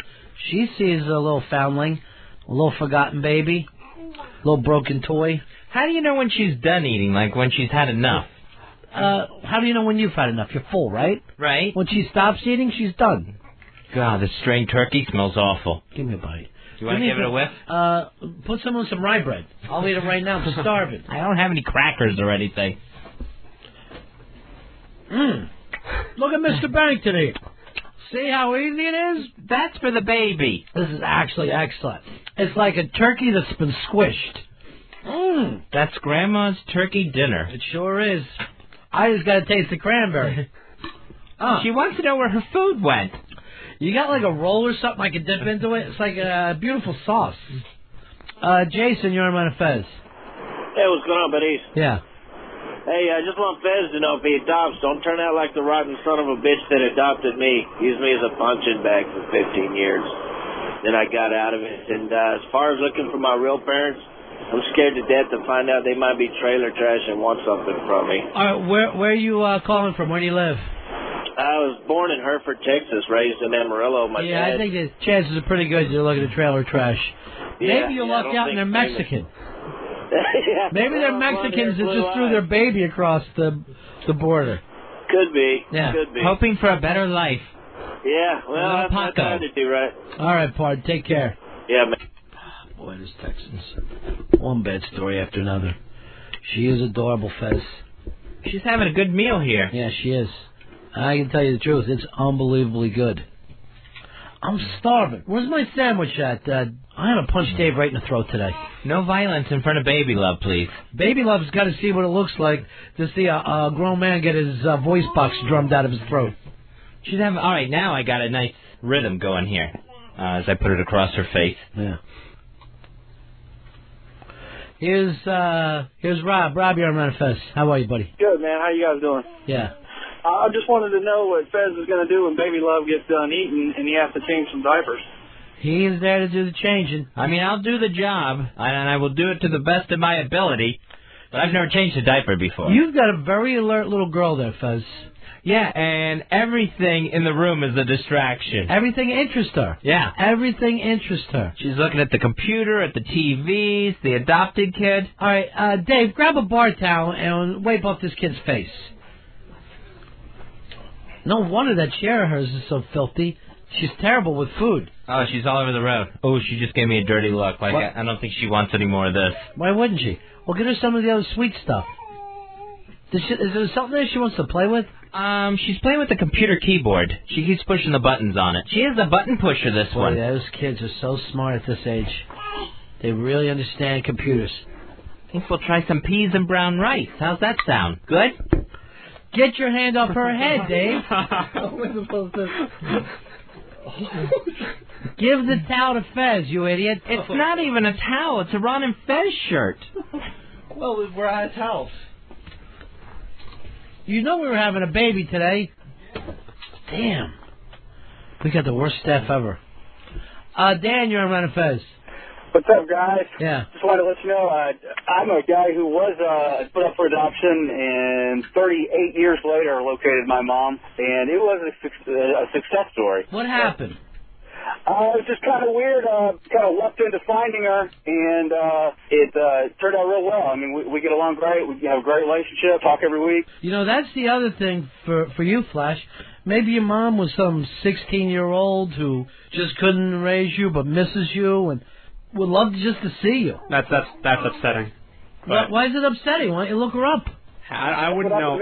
I wouldn't know how, and I can barely navigate the city now. I mean, trying to navigate just to find her would be difficult. How you get into a taxi? You get into the subway. Get into the taxi and say, "Find my mother." No, don't they have a thing where you could go and call and see whether the mother leaves the door open for you to come back? Yeah, I'm sure they've got some sort of website like that, some sort of service. I also feel it would be kind of betraying, almost like my current parents, to be like, "Oh, I don't spend as much time with you guys as I'd like to. I'll go find this other family." What, you think they get their feelings hurt? Yeah, I'm pretty sure they would. And you're worried about stopping the gravy train. The free food and bed. What do your fake parents do for a living? They're both retired actually, but my dad was in the film industry. He made movies and such, and my mom. What kind of films? He worked for the Presbyterian Church, and any kind of videos they put out, he would do. And he also worked for like CBS, NBC. Once talkies came around, he was out of a job, Ronnie. All right, so you gotta wait for them to die before you can go out and scratch this itch of yours. I don't even know if it's so much an itch, but I wouldn't, with a clear conscience, be able to do it while they were around. I'd feel badly. All right, so that makes a little sense, Fez. I can understand that. I wouldn't want to hurt people that were nice to me either, but, you know, the other thing is you need to know some of your medical records. You know, that is a really interesting thing. I have no idea what my medical history would be like, which is kind of interesting. It's kind of a crapshoot. Yeah. And look at you, Fez. When you went through your heart problems, you had to bring out father, grandfather, uncles, right? Yeah, every one of them. Brothers. Yeah. All that stuff is important. And weirdly enough, I went in with Fez when he had the heart attack. It's the first thing they asked for. And then the second thing is, how much does he weigh? That was embarrassing. What'd they do, get a truck scale? But now you're thin. Now I am. Yeah. Through a lot of hard work and heart attack. hard work. What work did you do? Not eat. Yeah, I just stopped eating the cake. Make a freaking egg and bacon sandwich. I feel like the baby's eating in front of me. From now on, Fez, everybody eats at the same time. Ronnie, I totally made the right call here by switching up the food. What'd you come up with? Something sweet? Yeah, well, peas and rice. Yeah. And she's loving it. You know what? She's a little vegetarian. Yeah. She's like you, Fez. Vegetarian. She is going to town on this. I am filling her up. Will, you're on Ron and Fez. Hey, buddies. Yeah. Before I have my question for Fez, can you punch Dave in his throat for hanging up on me yesterday because I made fun of him? Yeah, sure I will. Thanks. I gotta get my sandwich first. Fez, how are you going to explain your sexuality to the kid? Good question. Well, when I have the sex talk with the baby, it won't be about mine. Hey, look, Vertigo showed up today. Thanks, bro. There, now see, everybody's eating. The bet on Vertigo is that he was gone. We'd never see him again. Really? Yeah. I would have taken that bet. I would have lost money, I guess. That's not new. Fez, you want to feed me my sandwich, or you just had time for the baby? I can only take care of one of you at a time. Someone's going to have to wait. Rod, you're on Ron and Fez. Well, buddy, Ronnie, I just wanted to add, they're so cute when they're little, the babies, but why don't you bring in a nice 2-year-old? They make you want to choke them the fuck out there so bad. Watch the language in front of the baby. We got a little baby here. We saw her big sister yesterday, just adorable, too. She was like 4. Yeah, and they look exactly alike. If they weren't that many years apart, you'd swear they were twins. That's true. Mikey Boy is just producing one beautiful baby after another. Yeah, would you see his wife? Yeah, Believe he's got me, help. I could make a cute kid with that woman. I'd love to. I hope something happens to Mikey where he can't have any more. He needs a surrogate friend. There's rumors that you have. I started that rumor. It's such a lie. 9 months ago. I couldn't get her in a million years. I couldn't get her with a bag of Coke. All right, let's take a break, Fezzy. You finish up feeding your baby. Okay. Right back, Ron and Fez. Ronnie, Fezzy, the Ron and Fez Show, XM 202.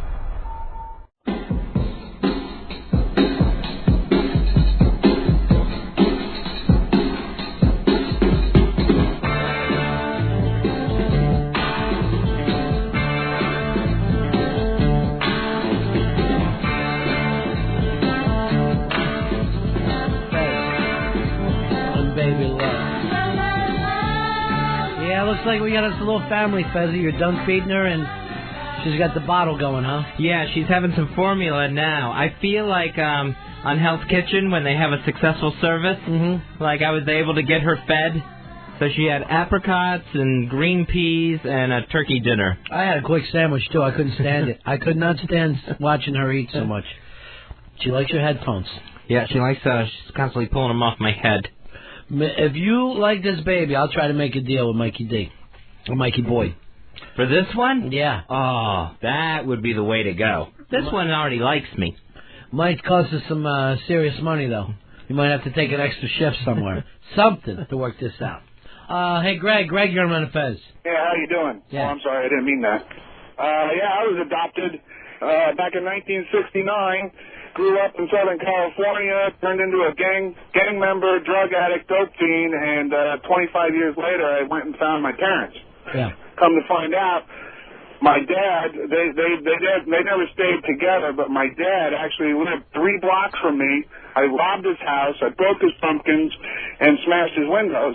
And my mom, it's turned out that I've had a beautiful relationship with, and I visit her every year now. Unfortunately, we're 3,000 miles away, but we're connected, and it's a beautiful thing. One thing Fezzy's got to think about is what's the thought of adoption when that kid gets older. You know, how's he going to take it? What's your idea on that, Fezzy? Well, I mean, I would honestly tell the kid that they're adopted, and I would tell them they weren't. And I would think maybe sooner than later. All right, but would you feel bad if that baby wants to go meet the biological?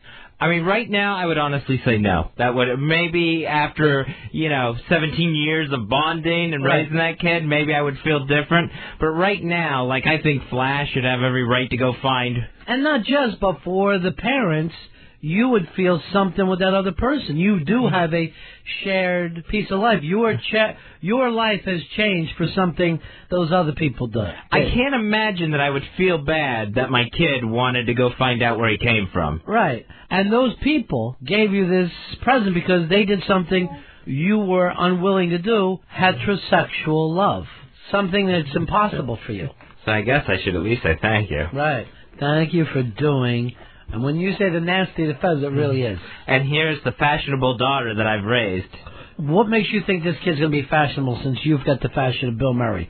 You've got the fashion sense of Groundhog's Day. Well, if I get a little girl, I would try to make sure that she was dressed, pretty and up to date. Up to snuff. You almost said up to snuff. Here's Tommy. Tommy, can you hear me? Yeah, how you doing, Ron and Fez? Tommy? Yeah. Tommy?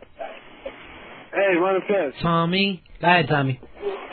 Hey, what's going on? You, buddy. Hey, yeah, I was adopted as a kid. My parents, my stepmom parents never told me who my parents were. So, did you ever find out? Nah, I still never did, and I was abused and everything. Abused sexually? PNC Plastics.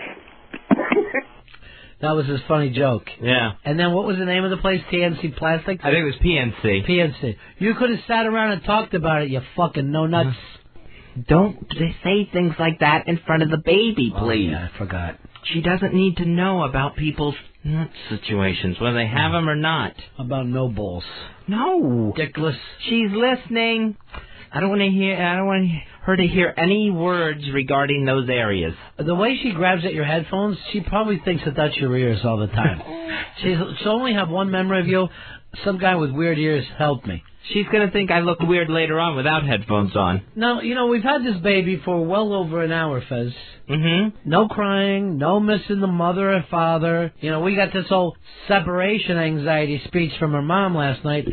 Believe me, you can hand this kid to somebody in the subway. She'd just be just as happy as with you. I know, that's their anxiety. Yeah. Not this baby loves. You've got the separation anxiety because, let's face it, you're doing a job any gay guy on the street could do. Where's she going now? Oh, she's up. I think she's done with her formula bottle. Yeah. Well, let's give her a chance.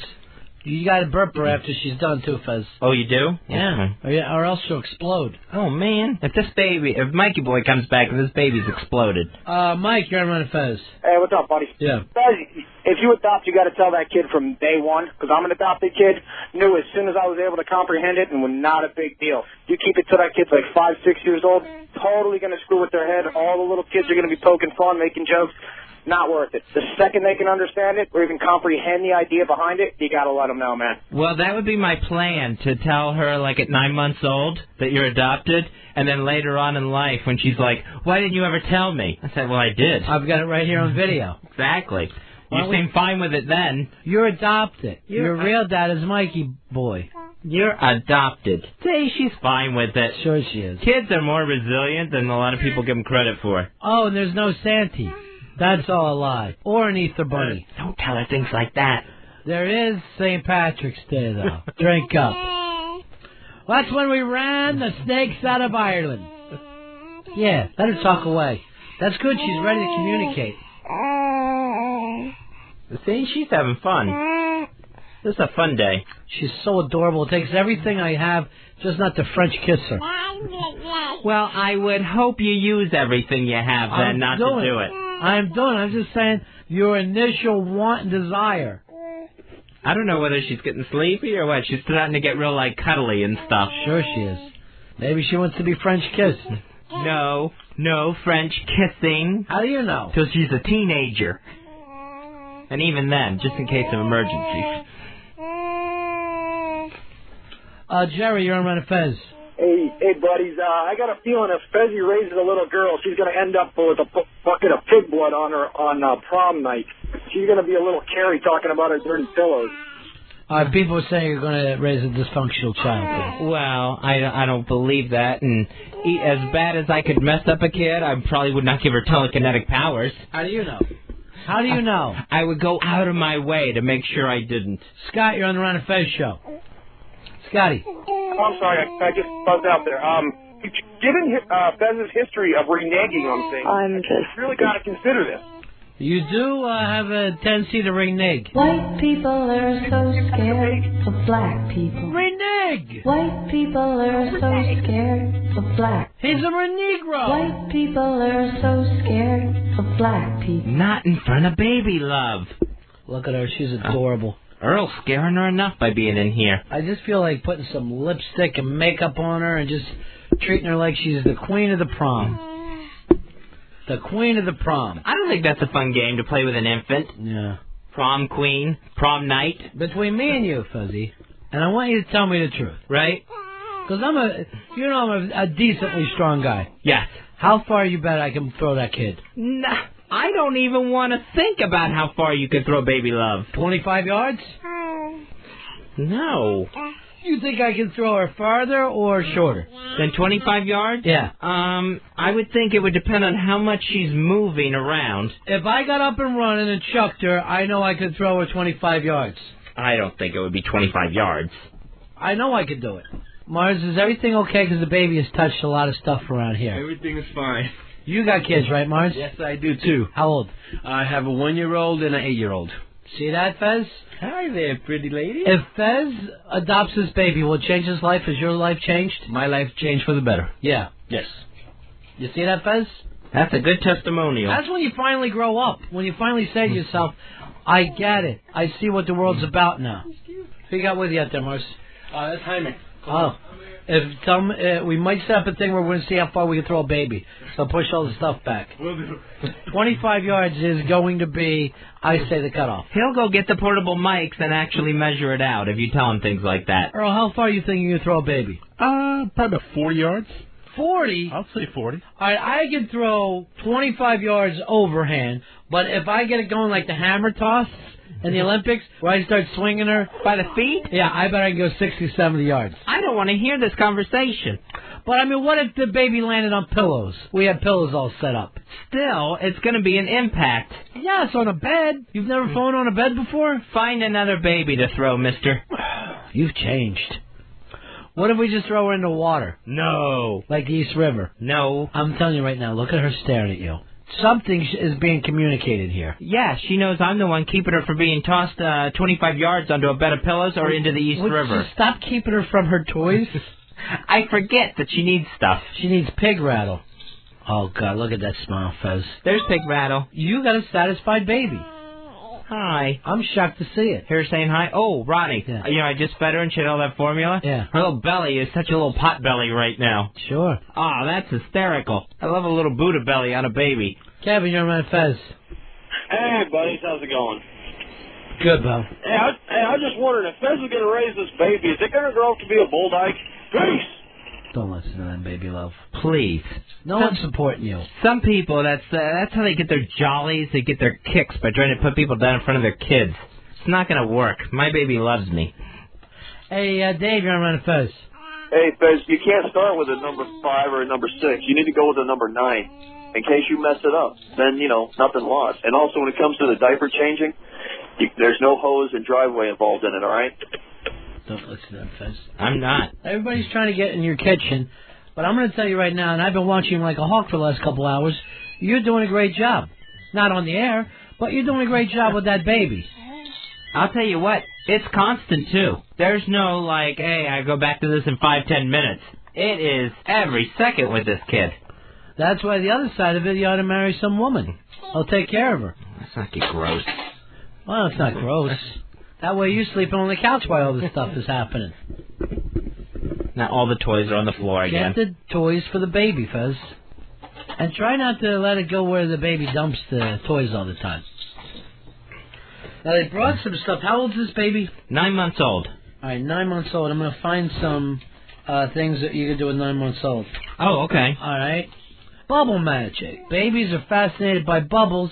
Sit her in her chair or car seat and blow bubbles in her face. See how she tracks the bubbles. Oh, that would be cool. I don't think we have any bubbles. You just make crab bubbles with your mouth. See? She sees you. She's trying to get my mouth. Yeah. All right, here's another thing you do. Puppet show. Make simple finger puppets and make them sing and dance and tickle. All right. So go ahead. Hey, look, it's a little finger puppet. Hi, Mr. Finger. Here comes Mr. Finger. Hey, he's gonna tickle you. He's gonna get you. He's gonna get you. Yay. Oh, more bubbles. Yay. She is enjoying it. Yeah, she likes it. I'm trying not to tickle too hard. I thought it could have been a better story, but she was paying attention. She got a very serious look on her face now. Teach her a foreign language at this age, and she'll be able to pick that up along with English. Oh, hola, baby love. Hola, niña amor. What's that mean? Hello, baby love. ¿Cómo estás? Bien, gracias. I think she's trying to get a little more baba. No, she's not. She just wants the board. Let her get up and run the board a little bit, Fez. All right. She's really curious about that. Clear any of the unsafe stuff out of the way. She likes this. Look. It's a TiVo alert. Let me tell you something. No! Wait! I'm the one who says things. And boom goes the dynamite. And the dumb...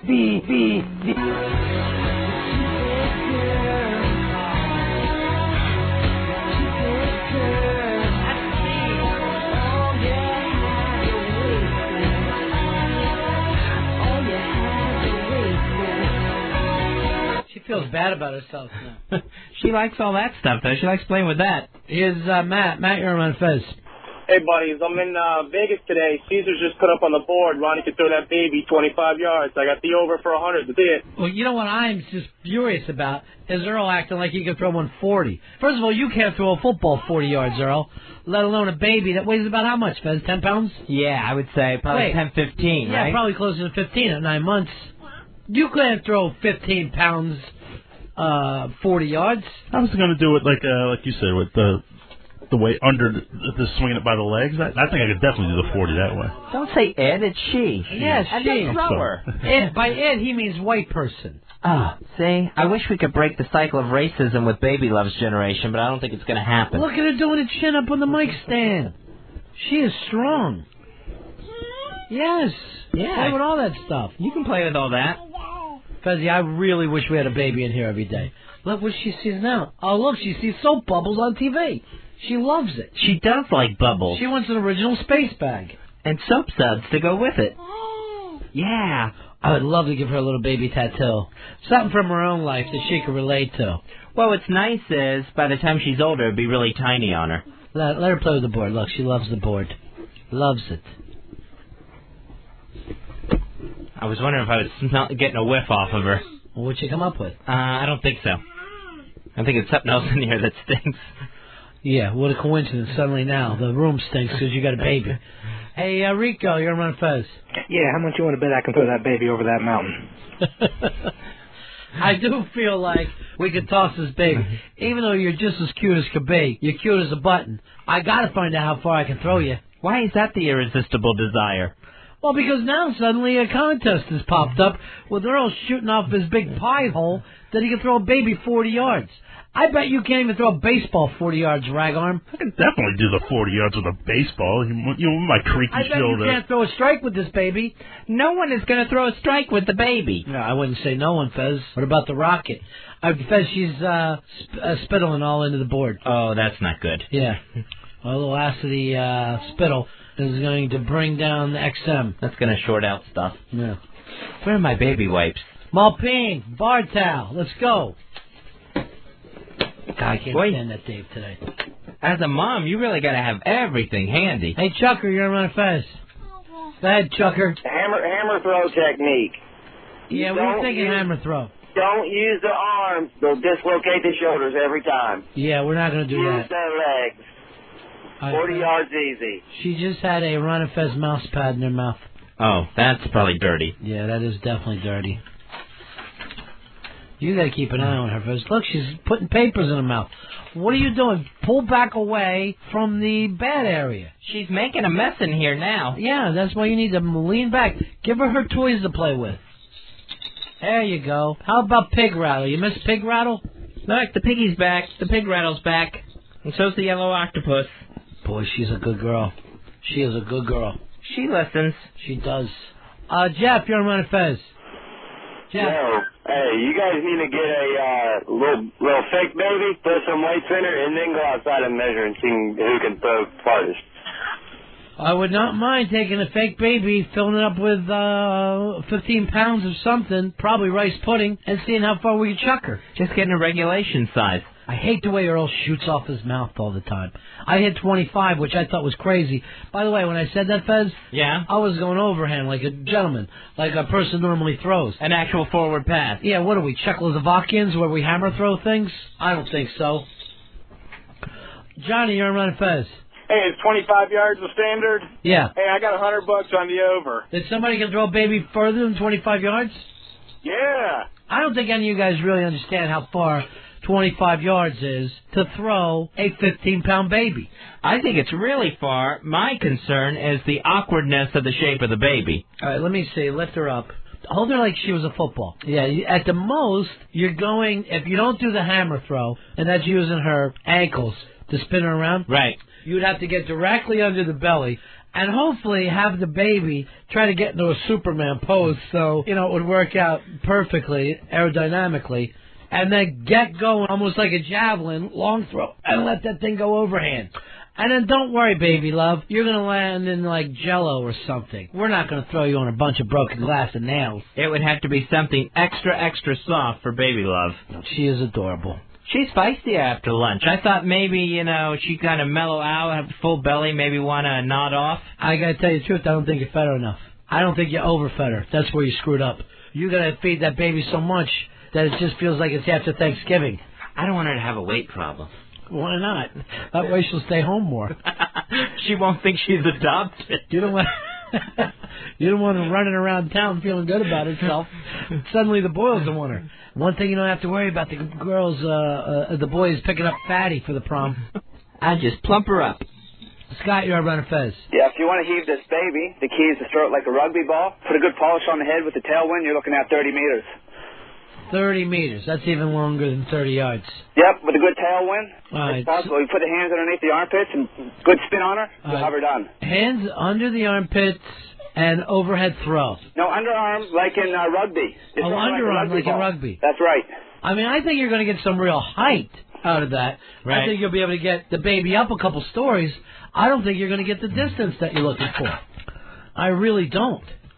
I don't think I'm keeping her entertained, Ronnie. What I'd like to do, and I wouldn't do it with your baby. Thank you. But another baby, is get her on a pitchfork, get going, and then just spring her off the top, and you're actually like whipping. So just kind of flinging a baby forward. Now that way, the baby should be dead before you even start this. Obviously, you would kill the baby before you did something like this. Well, that's going to get you some more distance because you're going to take out the squirming effect. Hey, here's Keith, you're on Ron and Fez. Yeah, I don't think Earl could even chunk a spare 40 yards. All right, you know what? You're getting this, sir. White people are so scared of black people. You do not go for racism. You want to watch the racism in front of my kid, buddy? I'll tell you what, I'm going to be starting all kinds of fights with that. Why? People saying racist things in front of my kid, and I'm telling them to knock it off. Your kid's going to be white. Oh, yeah, you got cards. Yeah, those are your cards. I'm not kidding you, Fezzy. When you look at that little face, she's beautiful. She changes everything, too, right? Oh, yeah. Everything feels different around here today. Yeah, oh, totally. Yeah, I feel like, I'm just concentrating on this lump of love in my lap. Oh, so disgusting. Filthy. John, you're on Ron and Fez. What's up, boys? Yeah. First of all, I'm saying 15 yards max. But the real reason I called, I need your expertise on something, Ronnie. Yeah. I heard some today come out of Fezzy's mouth I never thought I'd ever hear, and you might have heard it being around him longer, but he said he's really filling this girl up. You ever heard that before? No, I haven't. And I did hear him say that, and I let it go. Let's keep our minds out of the gutter. I'm talking about feeding a baby. Sickos. Kevin, you're on Ron and Fez. Yeah, $100 says you can't, nobody on the show gets to throw it more than 10 yards, 15 pounds. I can't throw this baby more than 10 yards. No more than 10 yards. If it weighs 15 pounds, you're not throwing 15 pounds, 10 yards, 30 feet. All right, thank you very much. 30 feet is a haul. I say you could throw 25 yards. Earl came rushing in with his boastful Paul Bunyan garbage of 40 yards and a baby toss. That's 120 feet. There's no way Earl's doing that 40 yards. The 10 yards, that guy was talking about, that's easy. It's halfway across this room. All right, now she's starting to be crazy and throw stuff around. Yeah, I don't know. Oh, gosh, look at her. She's on a rampage. She's being rebellious, Ronnie. Yeah, she's going through a stage. Yeah, and I'm not sure exactly what to do with her, but I am changing my mind on spanking. That's what happened when when Fez had to come in for supper. That's swinging cowbell. You like that cowbell sound? Here, give her that, Fez. Let her, Cool. Give her this little thing to hit. She's on her way. That's got her mesmerized. Sure it does. Right hand, not raising any lefties. Yeah. That's the devil's hand. It is. Yeah. Look, she's going for it with her left. Yeah. Teach her how to hit something. She's just throwing it around. Here you go. Here. You take this, you go boom, boom, boom. And you go boom, boom, boom. Wow, she just wants to be a southpaw. Let her be a southpaw. The kids will think she's a freak. She's eating that pen, Fez. You get that out of her mouth. All right. You don't know what you're doing. You're out of your mind, Fez. You don't know what you're doing. She just wants the bell.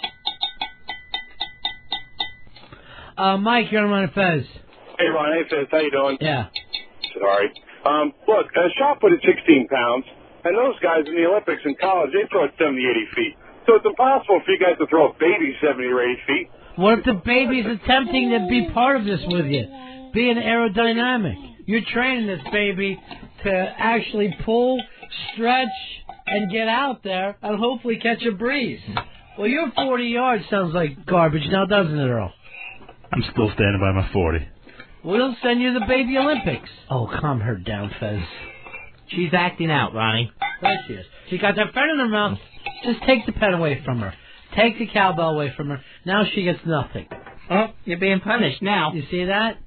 Wow, she was shocked that something got taken away from her. Yeah. All hell must break loose in that Nike Boy house. She really wants to get out of here. She can't stand it anymore.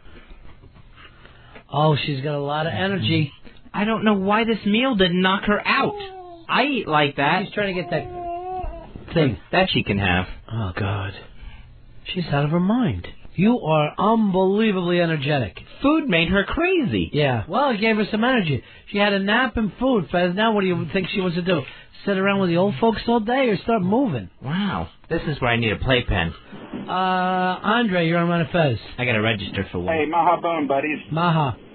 All right, I was thinking that the hammer throw technique is way off. You got too many limbs flailing. Perhaps if you held it more like a discus, got a little more leverage, a little bit more height, maybe you could even get a little lift off the baby. You get a better throw going. I'd say at least 30, possibly 40 yards. I'd be surprised if you got 8, 9 feet discus style, because this baby is a little round in the middle. She is not shaped like a disc. No, she won't go too far that way. If I'm not mistaken, she's got a little figure on her. I know it seems a little early, but I see an hourglass figure. She's kind of curvy. White people are so scared of black people. I said figure. Figure. White people are so scared of black people. Earl, Fez, would you let her play with black and Latin kids? I guess if they were in her class and I had to, I didn't have any choice in it. Oh, no private school? Straight public? Oh, that's a good point. Yeah, I got to get her into some sort of academy. And you got to learn and it's about now, too, and you got to learn the code, like, yes, we'd like her to play with the right children. Right meaning white. Right power is what we're after. What is she doing, Fez? She's got a drooling thing going. She's trying to bite the console in here. She wants to go. She just wants to get the hell out of here. I never saw kids so antsy. Oh, jeez. She's breaking everything. She's eating, and she wants out. I mean, it's eat and run here. It's like a little baby Hell's Angel. She's doing it on purpose now, too. Yeah. Every time I put this little toy back up there, she knocks it back down. She knows she's getting to me. All right, this is ridiculous. We'll take a break. Right back, Ron and Fez. The Ron and Fez Show. XM2. Hey, doggy! It's the best of Ron and Fez.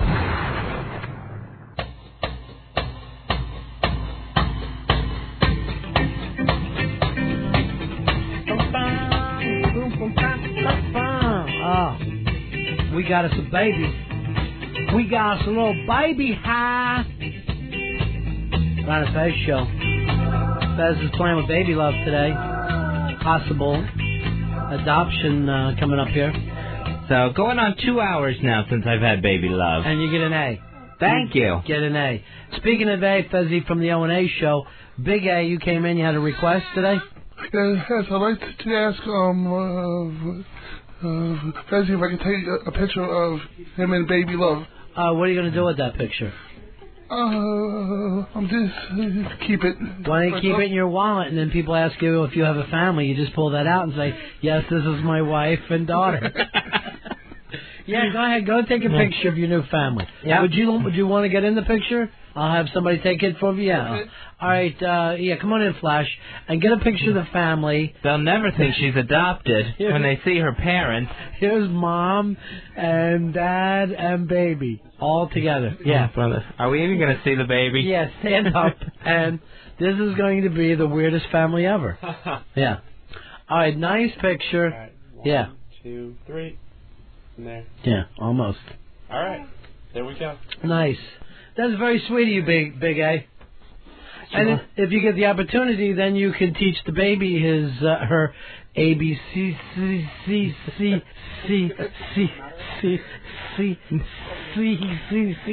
Never got to D, did we? All right, Big A. Have a good day. Fez, that reminds me, I have to get the baby new shoes today. Oh yeah, you got new shoes. Let me see, Big A. Did you get them already? Yeah. Elo bought you those? Yeah. Elo bought you new shoes. They're fantastic. What kind? Nike. Nike. Very nice. Nice. From the Nike town on the street.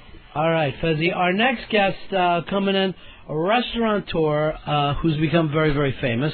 David Burke is coming in. Of course, he's the co-owner of David Burke and Donatello in New York City, and will be opening David Burke at the Venetian in the fall of 2006. You can check out more on DavidBurke.com. DavidBurke.com is a place to see. Nice to see you, sir. I'm Ron. How you guys doing? Come on. Nice to see you. That's Fez over there. Hi, David. How you doing? This is Baby Love. Elena. Yeah. Nice to see you, sir. Good to see you. Nice to be here. Now, I saw you on the Today Show. You did a great job today. Yeah, you did a great job. You have the look of a maestro. You have the look. You don't even seem American to me. Okay. It's like Fezzy, a genius, but he's instead of with music, it's food. He's playing with food. I do play with my food. Now, how do you come up with the stuff that you have? Because you're known as being on the cutting edge right now, right? Well, it depends on the product. I've always been creative with food. Right. I brought some stuff for you guys to look at. We've got a couple of inventions. One's a diet. We've always been great with presentations. We have cheesecake lollipops. I was the chef at the River Cafe in the 80s. Right. And we had to compete with the View so much. Right. That we started playing with our food a bit to make it compete with the View as a visual. Is that, in the 80s, is that where food started to kind of get kicked up a little bit, where it went a little different? Yeah. I think early 80s in New York, and then by the time the 90s came, you had a lot of modern American restaurants just beginning to be born. I went from the River Cafe to Park Ave Cafe in the early 90s, and then what you know is the fine dining American restaurant today. Right. That came from restaurants like Four Seasons, Gotham, River Cafe. You know, I remember when I was a kid, but like my dad would be always had a steak. My mom would have either. It was always really basic foods until the 80s kicked in. All right, what kind of stuff do you have? Because you sell foods that people can order too, right? Yes. It's all different kinds of products. Let me show you what I got here. Yeah. We have something. We have a product that's a diet product, and it's a diabetic-friendly product. Nice. Sprays that are doing extremely well. And they're fat-free, cow-free, carb-free. Here's bacon, for example. Try this. All right, so this is a spray, and you pick up bacon, and then this keeps you from wanting There's a burger in there. Yeah. Cheeseburger. Is that right? It's a tiny one. It's kind of like Willy Wonka. Very Willy Wonka. And this keeps you from wanting to eat. That's why it's. Well, you'd spray that on a salad or tomatoes, or you'd add it to a cheeseburger without having to cook the bacon and or add the calories. All right, so it's going to give you the bacon taste. It's going to give you the cheeseburger taste. That'll be. It's unbelievable. It actually tastes like you just had a burger. Now these things that you have here, are these from? That's from Bloomingdale's. We've got a little cafe down in Bloomingdale's. I've eaten there before. This is these little burgers that you have, and this is like your kind of your take on fast food. You're saying if you have fast food, it doesn't have to be the same kind of tactic. Well, we've got this is natural beef. This is Black Angus beef. We've got a restaurant there that is fed. There's a cafeteria section, but it's made with quality ingredients and a little bit of a twist on presentation as well. Packaging is very important to us. Take a look at this, Fez. Gorgeous. That is gorgeous. And you're going to pick that up, and it's going to get people away from this going into one of the fast food joints that we have now. Well, yeah, you're getting a better product in the fact that the meat is fresh. It's prime, you know. And this is the butter flavor. Yeah, the butter you should try in the popcorn. Yeah, so we'll hit the popcorn with this. So you're on a diet. And again, now that's perfect because you're getting butter flavor without the fat cows or carbs. This smoked bacon spray, I'm going to change out my Banaka for this. Yeah. I'm just going to carry that in my pocket. Be irresistible. Now, what do you have, a lab? You come up with this stuff? It's not a kitchen anymore? For this, well, I don't have a lab in my kitchen in New York. We've got a new restaurant in Jersey and Rumson that we're going to eventually build a lab in. But I work with a couple of the labs out in Jersey to develop this, and my partner's a pharmacist. We have these two you should try as well. Okay. These are sweet ones. We've got apple pie. Now, what will we put the apple pie spray on? Well, these are both diabetic friendly. So if you couldn't have sugar, spray them on diabetics. You can spray them on diabetics. People are spraying them on themselves, believe it or not. But you have maple syrup, which would be great on. We have the butter and the maple on pancakes. Perfect. Apple pie you'd put on berries, or you know. The apple pie tastes exactly like apple pie. It really is Willy Wonka. Yes. It is That's insane. Great. This is the next level of getting the gourmet chef or chef artist to start working with what the manufacturers have been working with for a long time. That's amazing. It's got all the tastes of apple pie. The cinnamon, the apple. Cloves, all of it. Yeah. So again, if you're on a diet, the main problem, taste, texture. Well, most people give up on diets because you're missing two things, your taste and the aroma. Right. The maple syrup tastes exactly like you're having pancakes. Now, this is another thing I remember when I was a kid. The diet always used to be cottage cheese and peaches. I never understood that gimmick, but it was always cottage cheese and peaches. And celery sticks. Yeah, did that or even grapefruit. Did that even make any sense? I mean, why would canned peaches help you lose weight? It had to be filled with syrup. the heavy sugar-filled syrups. You open a lot of restaurants too, right? You have how many now? This year I have 4. Yeah. We've got 2 with David Burke Donatello. We have the Bloomingdale's. I opened a steakhouse in Chicago with Steve Hansen called David Burke Prime House. Now, how is that difficult for you because you can't be there as much? Or? Well, you try to partner with people that are operators. The ones in New York are the David Burke Donatello is 2.5 years old. I keep my office above there, so I'm there quite often. And Bloomingdale's across the street, so it's easier to babysit. We have a new restaurant in Rumson called the Fromagerie, which I worked at as a kid. So I've been down there a lot this summer, and I'm on the way there right now. And we bought that 2 months ago. And right now that's the place that needs the most attention. And I've got Vegas opening in November. Vegas, there's so many people are opening up places in Vegas. And the point there is because everybody's there, everybody's got money, and they're looking for something more than... Remember, again, it used to be... Oh, we got shrimp and steak and buffet, $8. And I went out and ate those things. I felt like I lost money with my $8. I was just like, this is the worst possible food. But in the last 7-8 years, all of a sudden, all the great restaurants start to open up there. And you're going to be at the Venetian? Yeah. Great. Which is a great place. Yeah, it's a great location in the Venetian. We look forward to the design is going to be tremendous. I want to show you. I bought another thing, a piece of salt. I like it when the guests bring stuff. This is a brick of salt. It's a giant brick of salt. We're building our bar. Our entire bar is built out of salt, and we'll be backlit. Is this Vegas? Yeah. So the whole thing is just this big brick. Now that's dug out of the Himalayan mountains in big pieces, and we laser cut that. As this got open, it'll just serve as a brick. Gorgeous when look, you light huh? it from behind it's like marble. Yeah. Yeah, look at that. And we actually use it as a plate. We put raw fish on there. Oh, do you really? Yeah. So, again, for you were one of the people that come up with presentation. Got much bigger in the last 10 years or so. Yes. Well, we've got to keep focused on the taste. Number one is the taste. And then the value is very important, the pricing, and you want to, we try to come up with things that people will remember when they walk out the door, whether it's like the cheesecake lollipops and cheesecake lollipops. You sell those retail? We sell them in several catalogs, Neiman Marcus, and of course on the website. But those have been around about 5 years.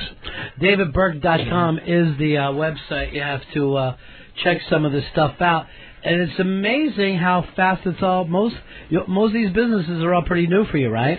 Yeah. Over the last 2.5 years, we've let's call 3 with the pops. We've gotten we'll be up to almost 7 projects by the end of this year. All right. This is the cheesecake, and this is a little bit more Willy Wonka. That's a taste of whipped cream.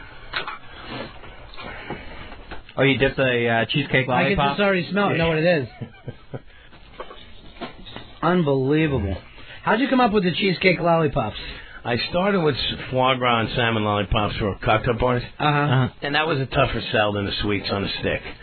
They were pretty good. We got some good reviews, got a lot of attention. But for the second sell, the cheesecake pops are the way to go. The whipped cream is bubble gum. Really? And it's out of this world. It's the best taste. And again, it's freaky. It actually does.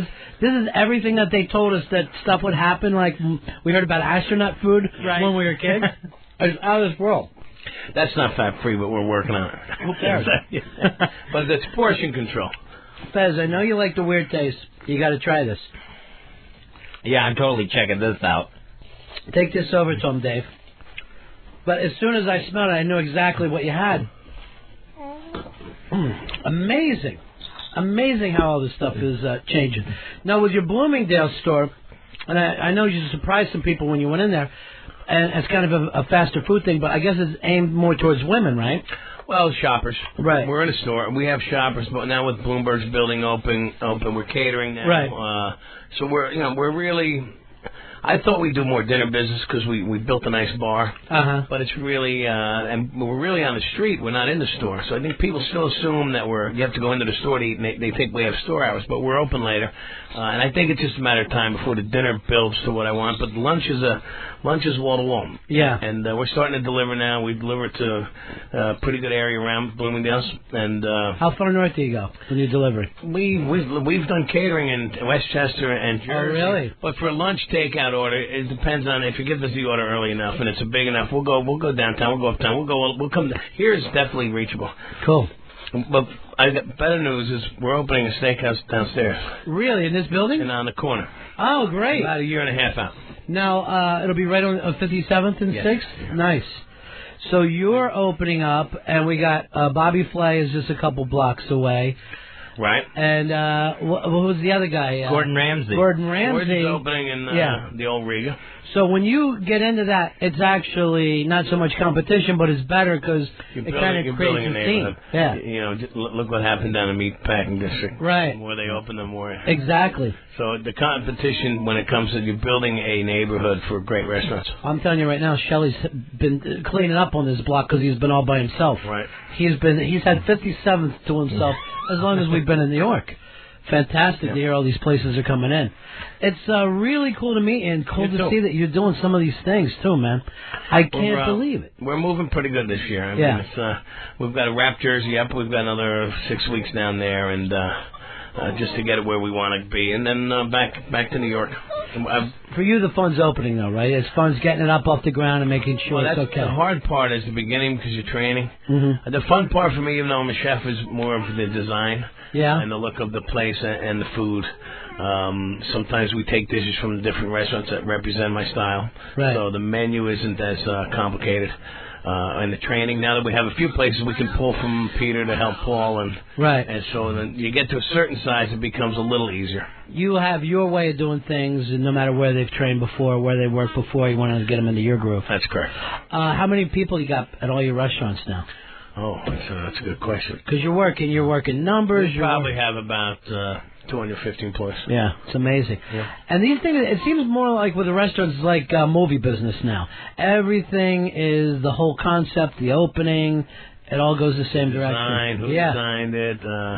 Well, great food, great restaurants, and some of this stuff And you can get the cheesecake lollipops still on the Go online, or you can stop in Bloomingdale's and or some of the catalogs. Bloomingdale's, obviously, Neiman Marcus, especially in the fourth quarter around holidays.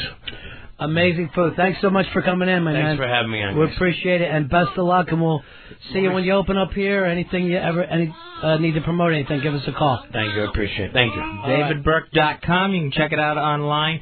And in Las Vegas, coming November of this year, David Burke at the Venetian. We'll be right back. It's the Ron and Fez Show.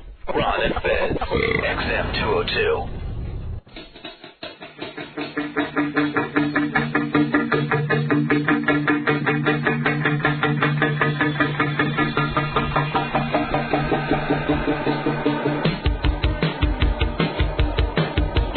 All right, we're still eating David Burke's food.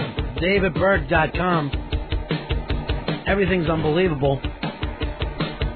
Unbelievably tasty. I could go through a bucket of that bubblegum flavored whipped cream. Yeah. That was really, really good and an amazing taste. Look at your baby's eating too. She's got the Bob back. She's got a bottle of formula. How good was Baby Love while David Burke was here? David Burke loved her, by the way. He brought that up to me. He said she looks succulent. He goes, can you imagine her on a bed of spinach?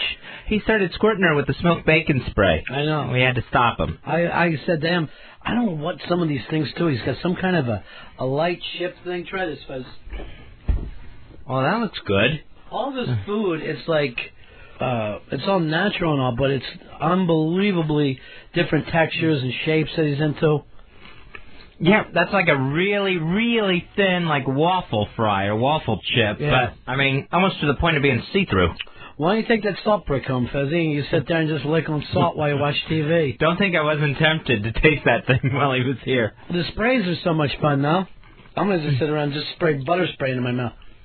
Well, it's amazing how, you know, like he said, there's nothing bad in it whatsoever, but he nails the flavor. Try this with the butter flavoring. Yeah, put some on your little chip. Put that on a chip? Yeah, sure. Nice buttery chip for myself. Butter chip. Oh, look, baby. Oh, that's good. Yeah, baby's hungry.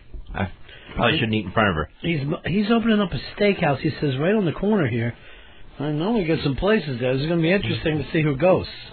I took another shot of Shelley. Did you notice that? Oh, yeah. Anytime we got one of these restaurateurs, they take a shot of Shelley.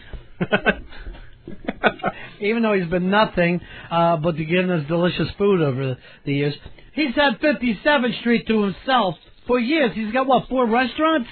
Yeah, and even when the theme restaurants were on 57th Street, now they moved out, so he was just totally owning the thing. Restaurants blow. I'm sorry, but if you tell me one good meal you've ever had at any single theme restaurant, I got $1 for you. The Captain Crunch chicken strips at Planet Hollywood? Thank you, Fez. I feel like I want to follow David Burke home. Dave, you did good with him. Come on in here, Dave. I guess that's who your chick works for? Yeah, she works for Mr. Burke at the fromagerie. He's like a genius. You know what he's going to try and do is, in that restaurant, he's going to make it a glass ceiling. Are you going to do the Toys in the Attic bit again? I don't think I've said it on the air. Yes, you have. On the air. 3 times on the air you've said it. I've heard this. All right, well, Toys in the Attic. And I like the food. I could care about Toys in the Attic. Well, he is a mad scientist of food, and he enjoys that reputation. And the cheesecake lollipops. Unbelievable. Incredible. Claire brings one. She sneaks one home for me. One? Yeah. Why can't you bring a couple more? And tinfoil. And I told him, and he goes, did she at least sneak some of the whipped cream? And I go, no. Did you try that whipped cream? I haven't. Go ahead and taste it right there. Yeah, go ahead and put your steak finger in it. You'll be the last one to try it. Wow. It's bubblegum, right? That's heaven. Yeah. Yeah, it's like he took bubblegum and whipped it. Holy mackerel. It's like a delicious whipped bubblegum. Cream. Which no one tries.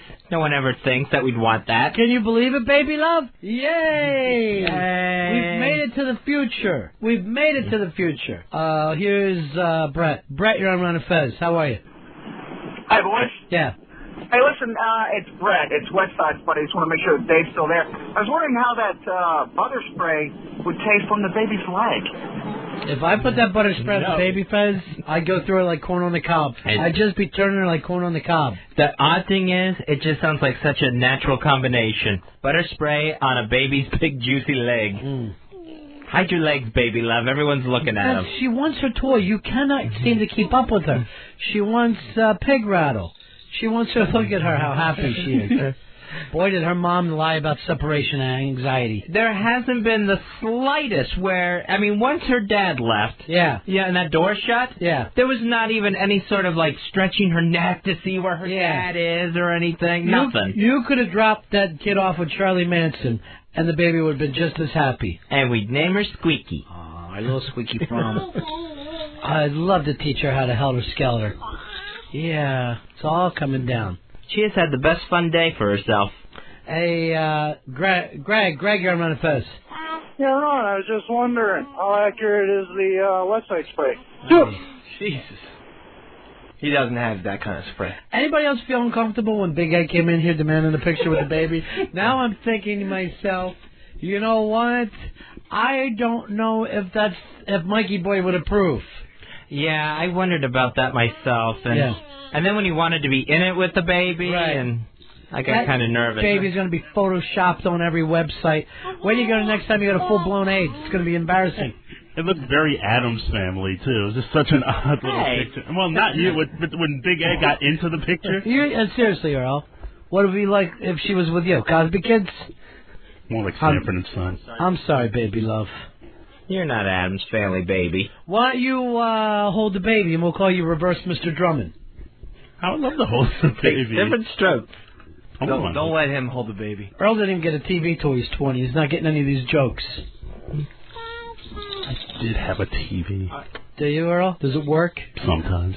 Cable? You're still messing with rabbit ears in 2006. Putting tinfoil on him. Fez, you gotta want this baby now, because you did really great with it. Did I? Yeah, unbelievably. I know we're just or past the 2-hour mark here. Why don't you use the mic? And I have to admit this. Yeah. I'm exhausted. I feel like I've had some sort of physical workout with just holding her the whole time. Well, God knows what you've been doing under the eye line. I have no idea what's going on. This David Burke was showing me this. When he opens up this new steakhouse, he shows me a picture of the bull. The bull, they're going to take the bull's spunk, inseminate these cows because the bull's perfect to make the perfect steak. Just like when you get a racehorse, he's got the perfect bull to make the perfect steak.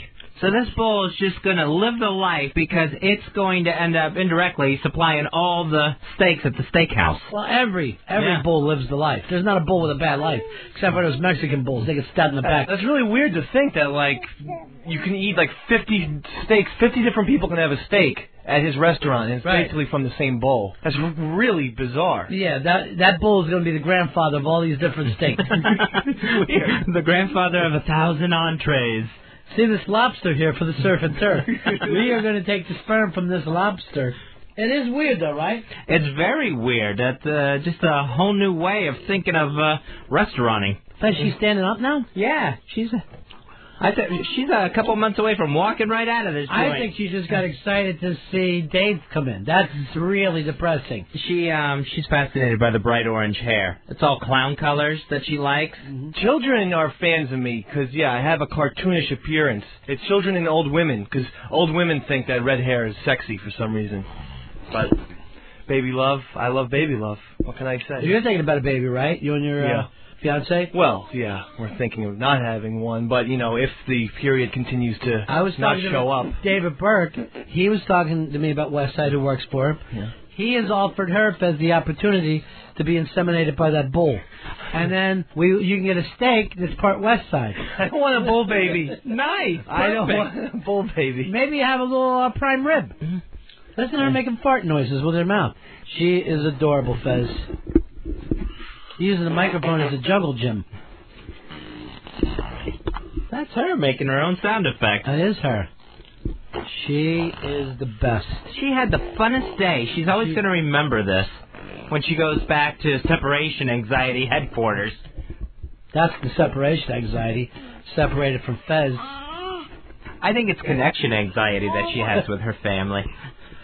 Fez, I just seen that Baby Loves Daddy is back in town, and I bet he's going to be so disappointed to see how well behaved she was. Look who's here! Yay! Yay! Remember your dad? Just kind of look at me funny. Yeah. As if No Fun Guy is back in town. She's grabbing my arm, Ronnie. She doesn't want to go to him. I don't blame her. Mikey, you're not going to believe this. This baby couldn't have been nicer, couldn't have been better. Ate well, played well, didn't shit all over the place. I give her all the credit in the world. Nice. Yeah. Just, I mean, not one tear. Not one cranky sound out of her. Oh. I'm stunned because I really thought we'd have fun watching Fez tube out and not be able to keep it together. But you did well, Fez, and the baby loves you. Thank you. I was expecting a complete panic and meltdown. By you or her? By me. Yeah, as soon as she got, like, cross or something, I was totally waiting to just lose it and tap out and hand her to you.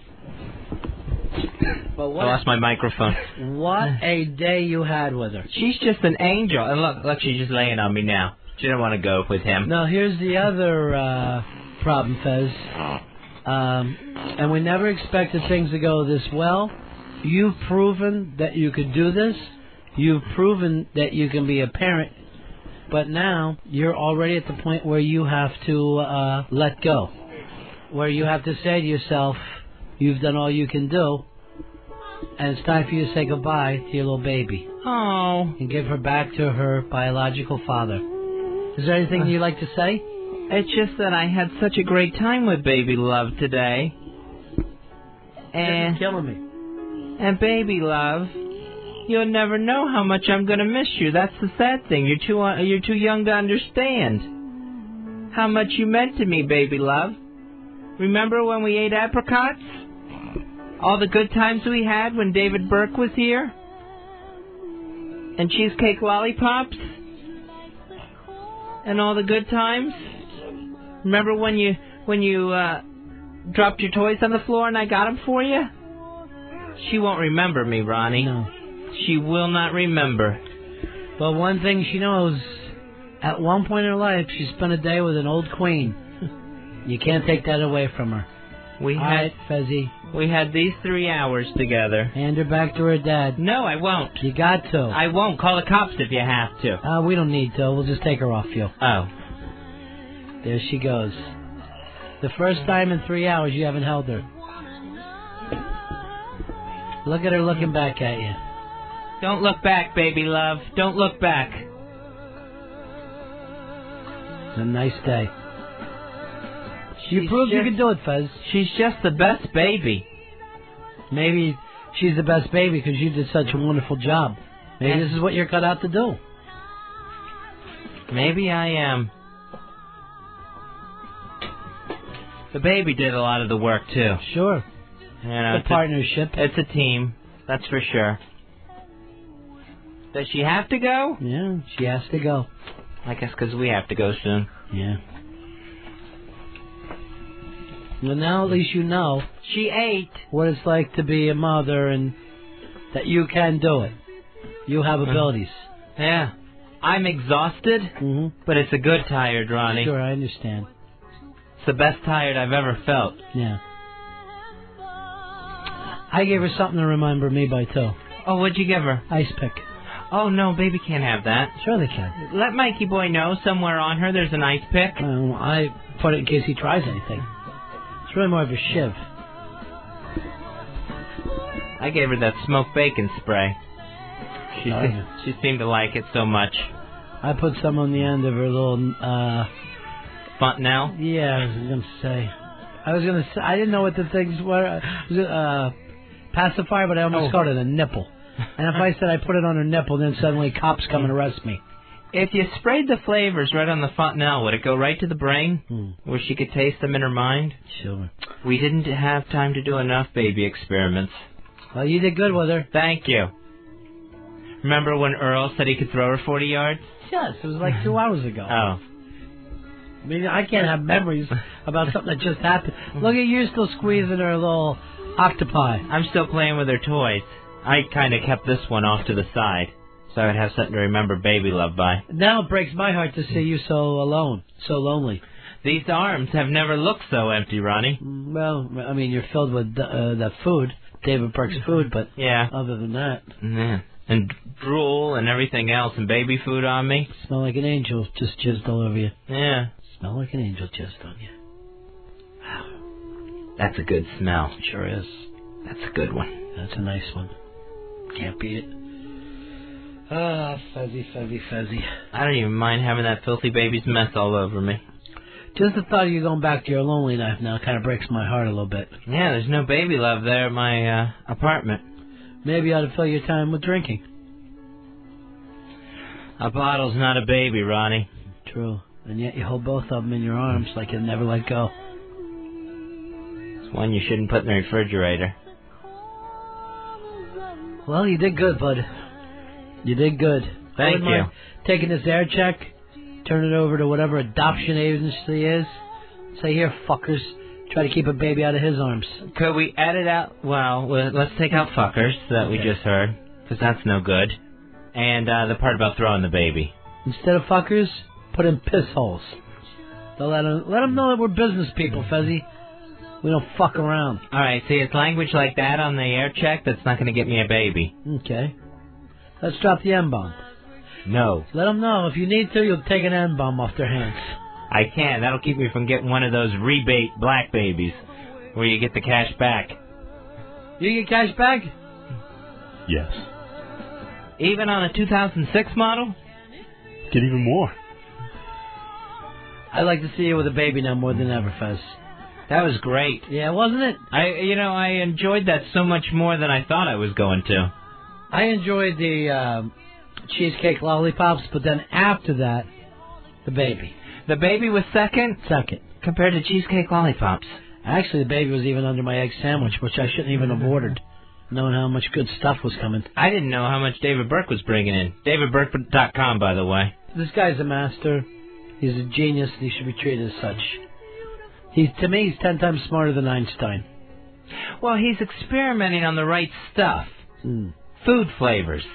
And different ways to present them. Einstein never did anything with a smoked bacon flavor or bubble gum. Ever. The only good idea he came up with was blowing up Japan. I got an idea. We blow up Japan. Well, thank you, stalky hair. Way to come up with it. Now, here's an idea for you. It's called rinse. Run this through your hair after the shampoo. And repeat. I repeat, I would yell to him. Imagine if he was alive today, Einstein. What'd he be doing in Lebanon?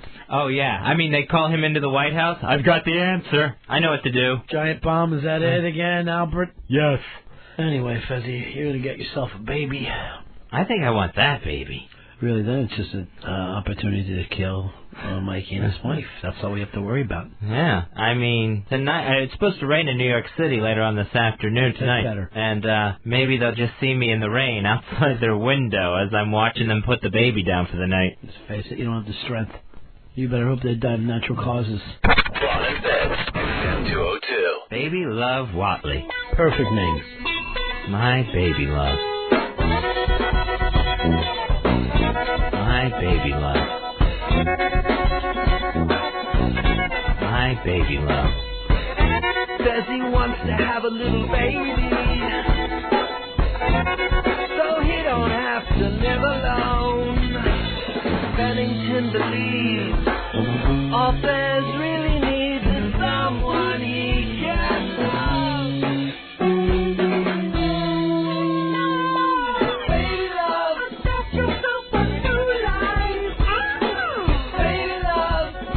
My baby love. Baby love. Baby love. Baby Love Whatley.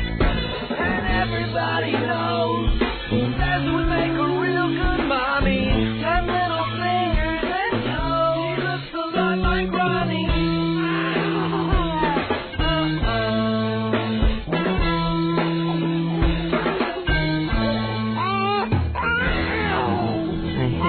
Take this pig rattle. You like that pig rattle? It's a pig and it rattles. Hush, little Fezzy, don't you cry. Baby love's gonna make you feel alright.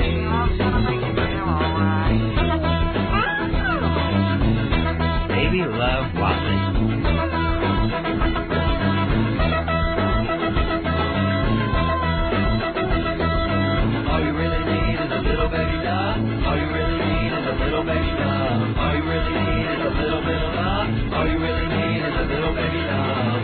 You have to promise not to eat my baby. I can't promise that I will go out of my way to try not to. Hush, little baby, don't say a word. Daddy's gonna buy you a mockingbird. And if that mockingbird won't sing, Daddy's gonna buy you a diamond ring. This, I swear to God, it's like looking at John Wayne Gacy. My baby love.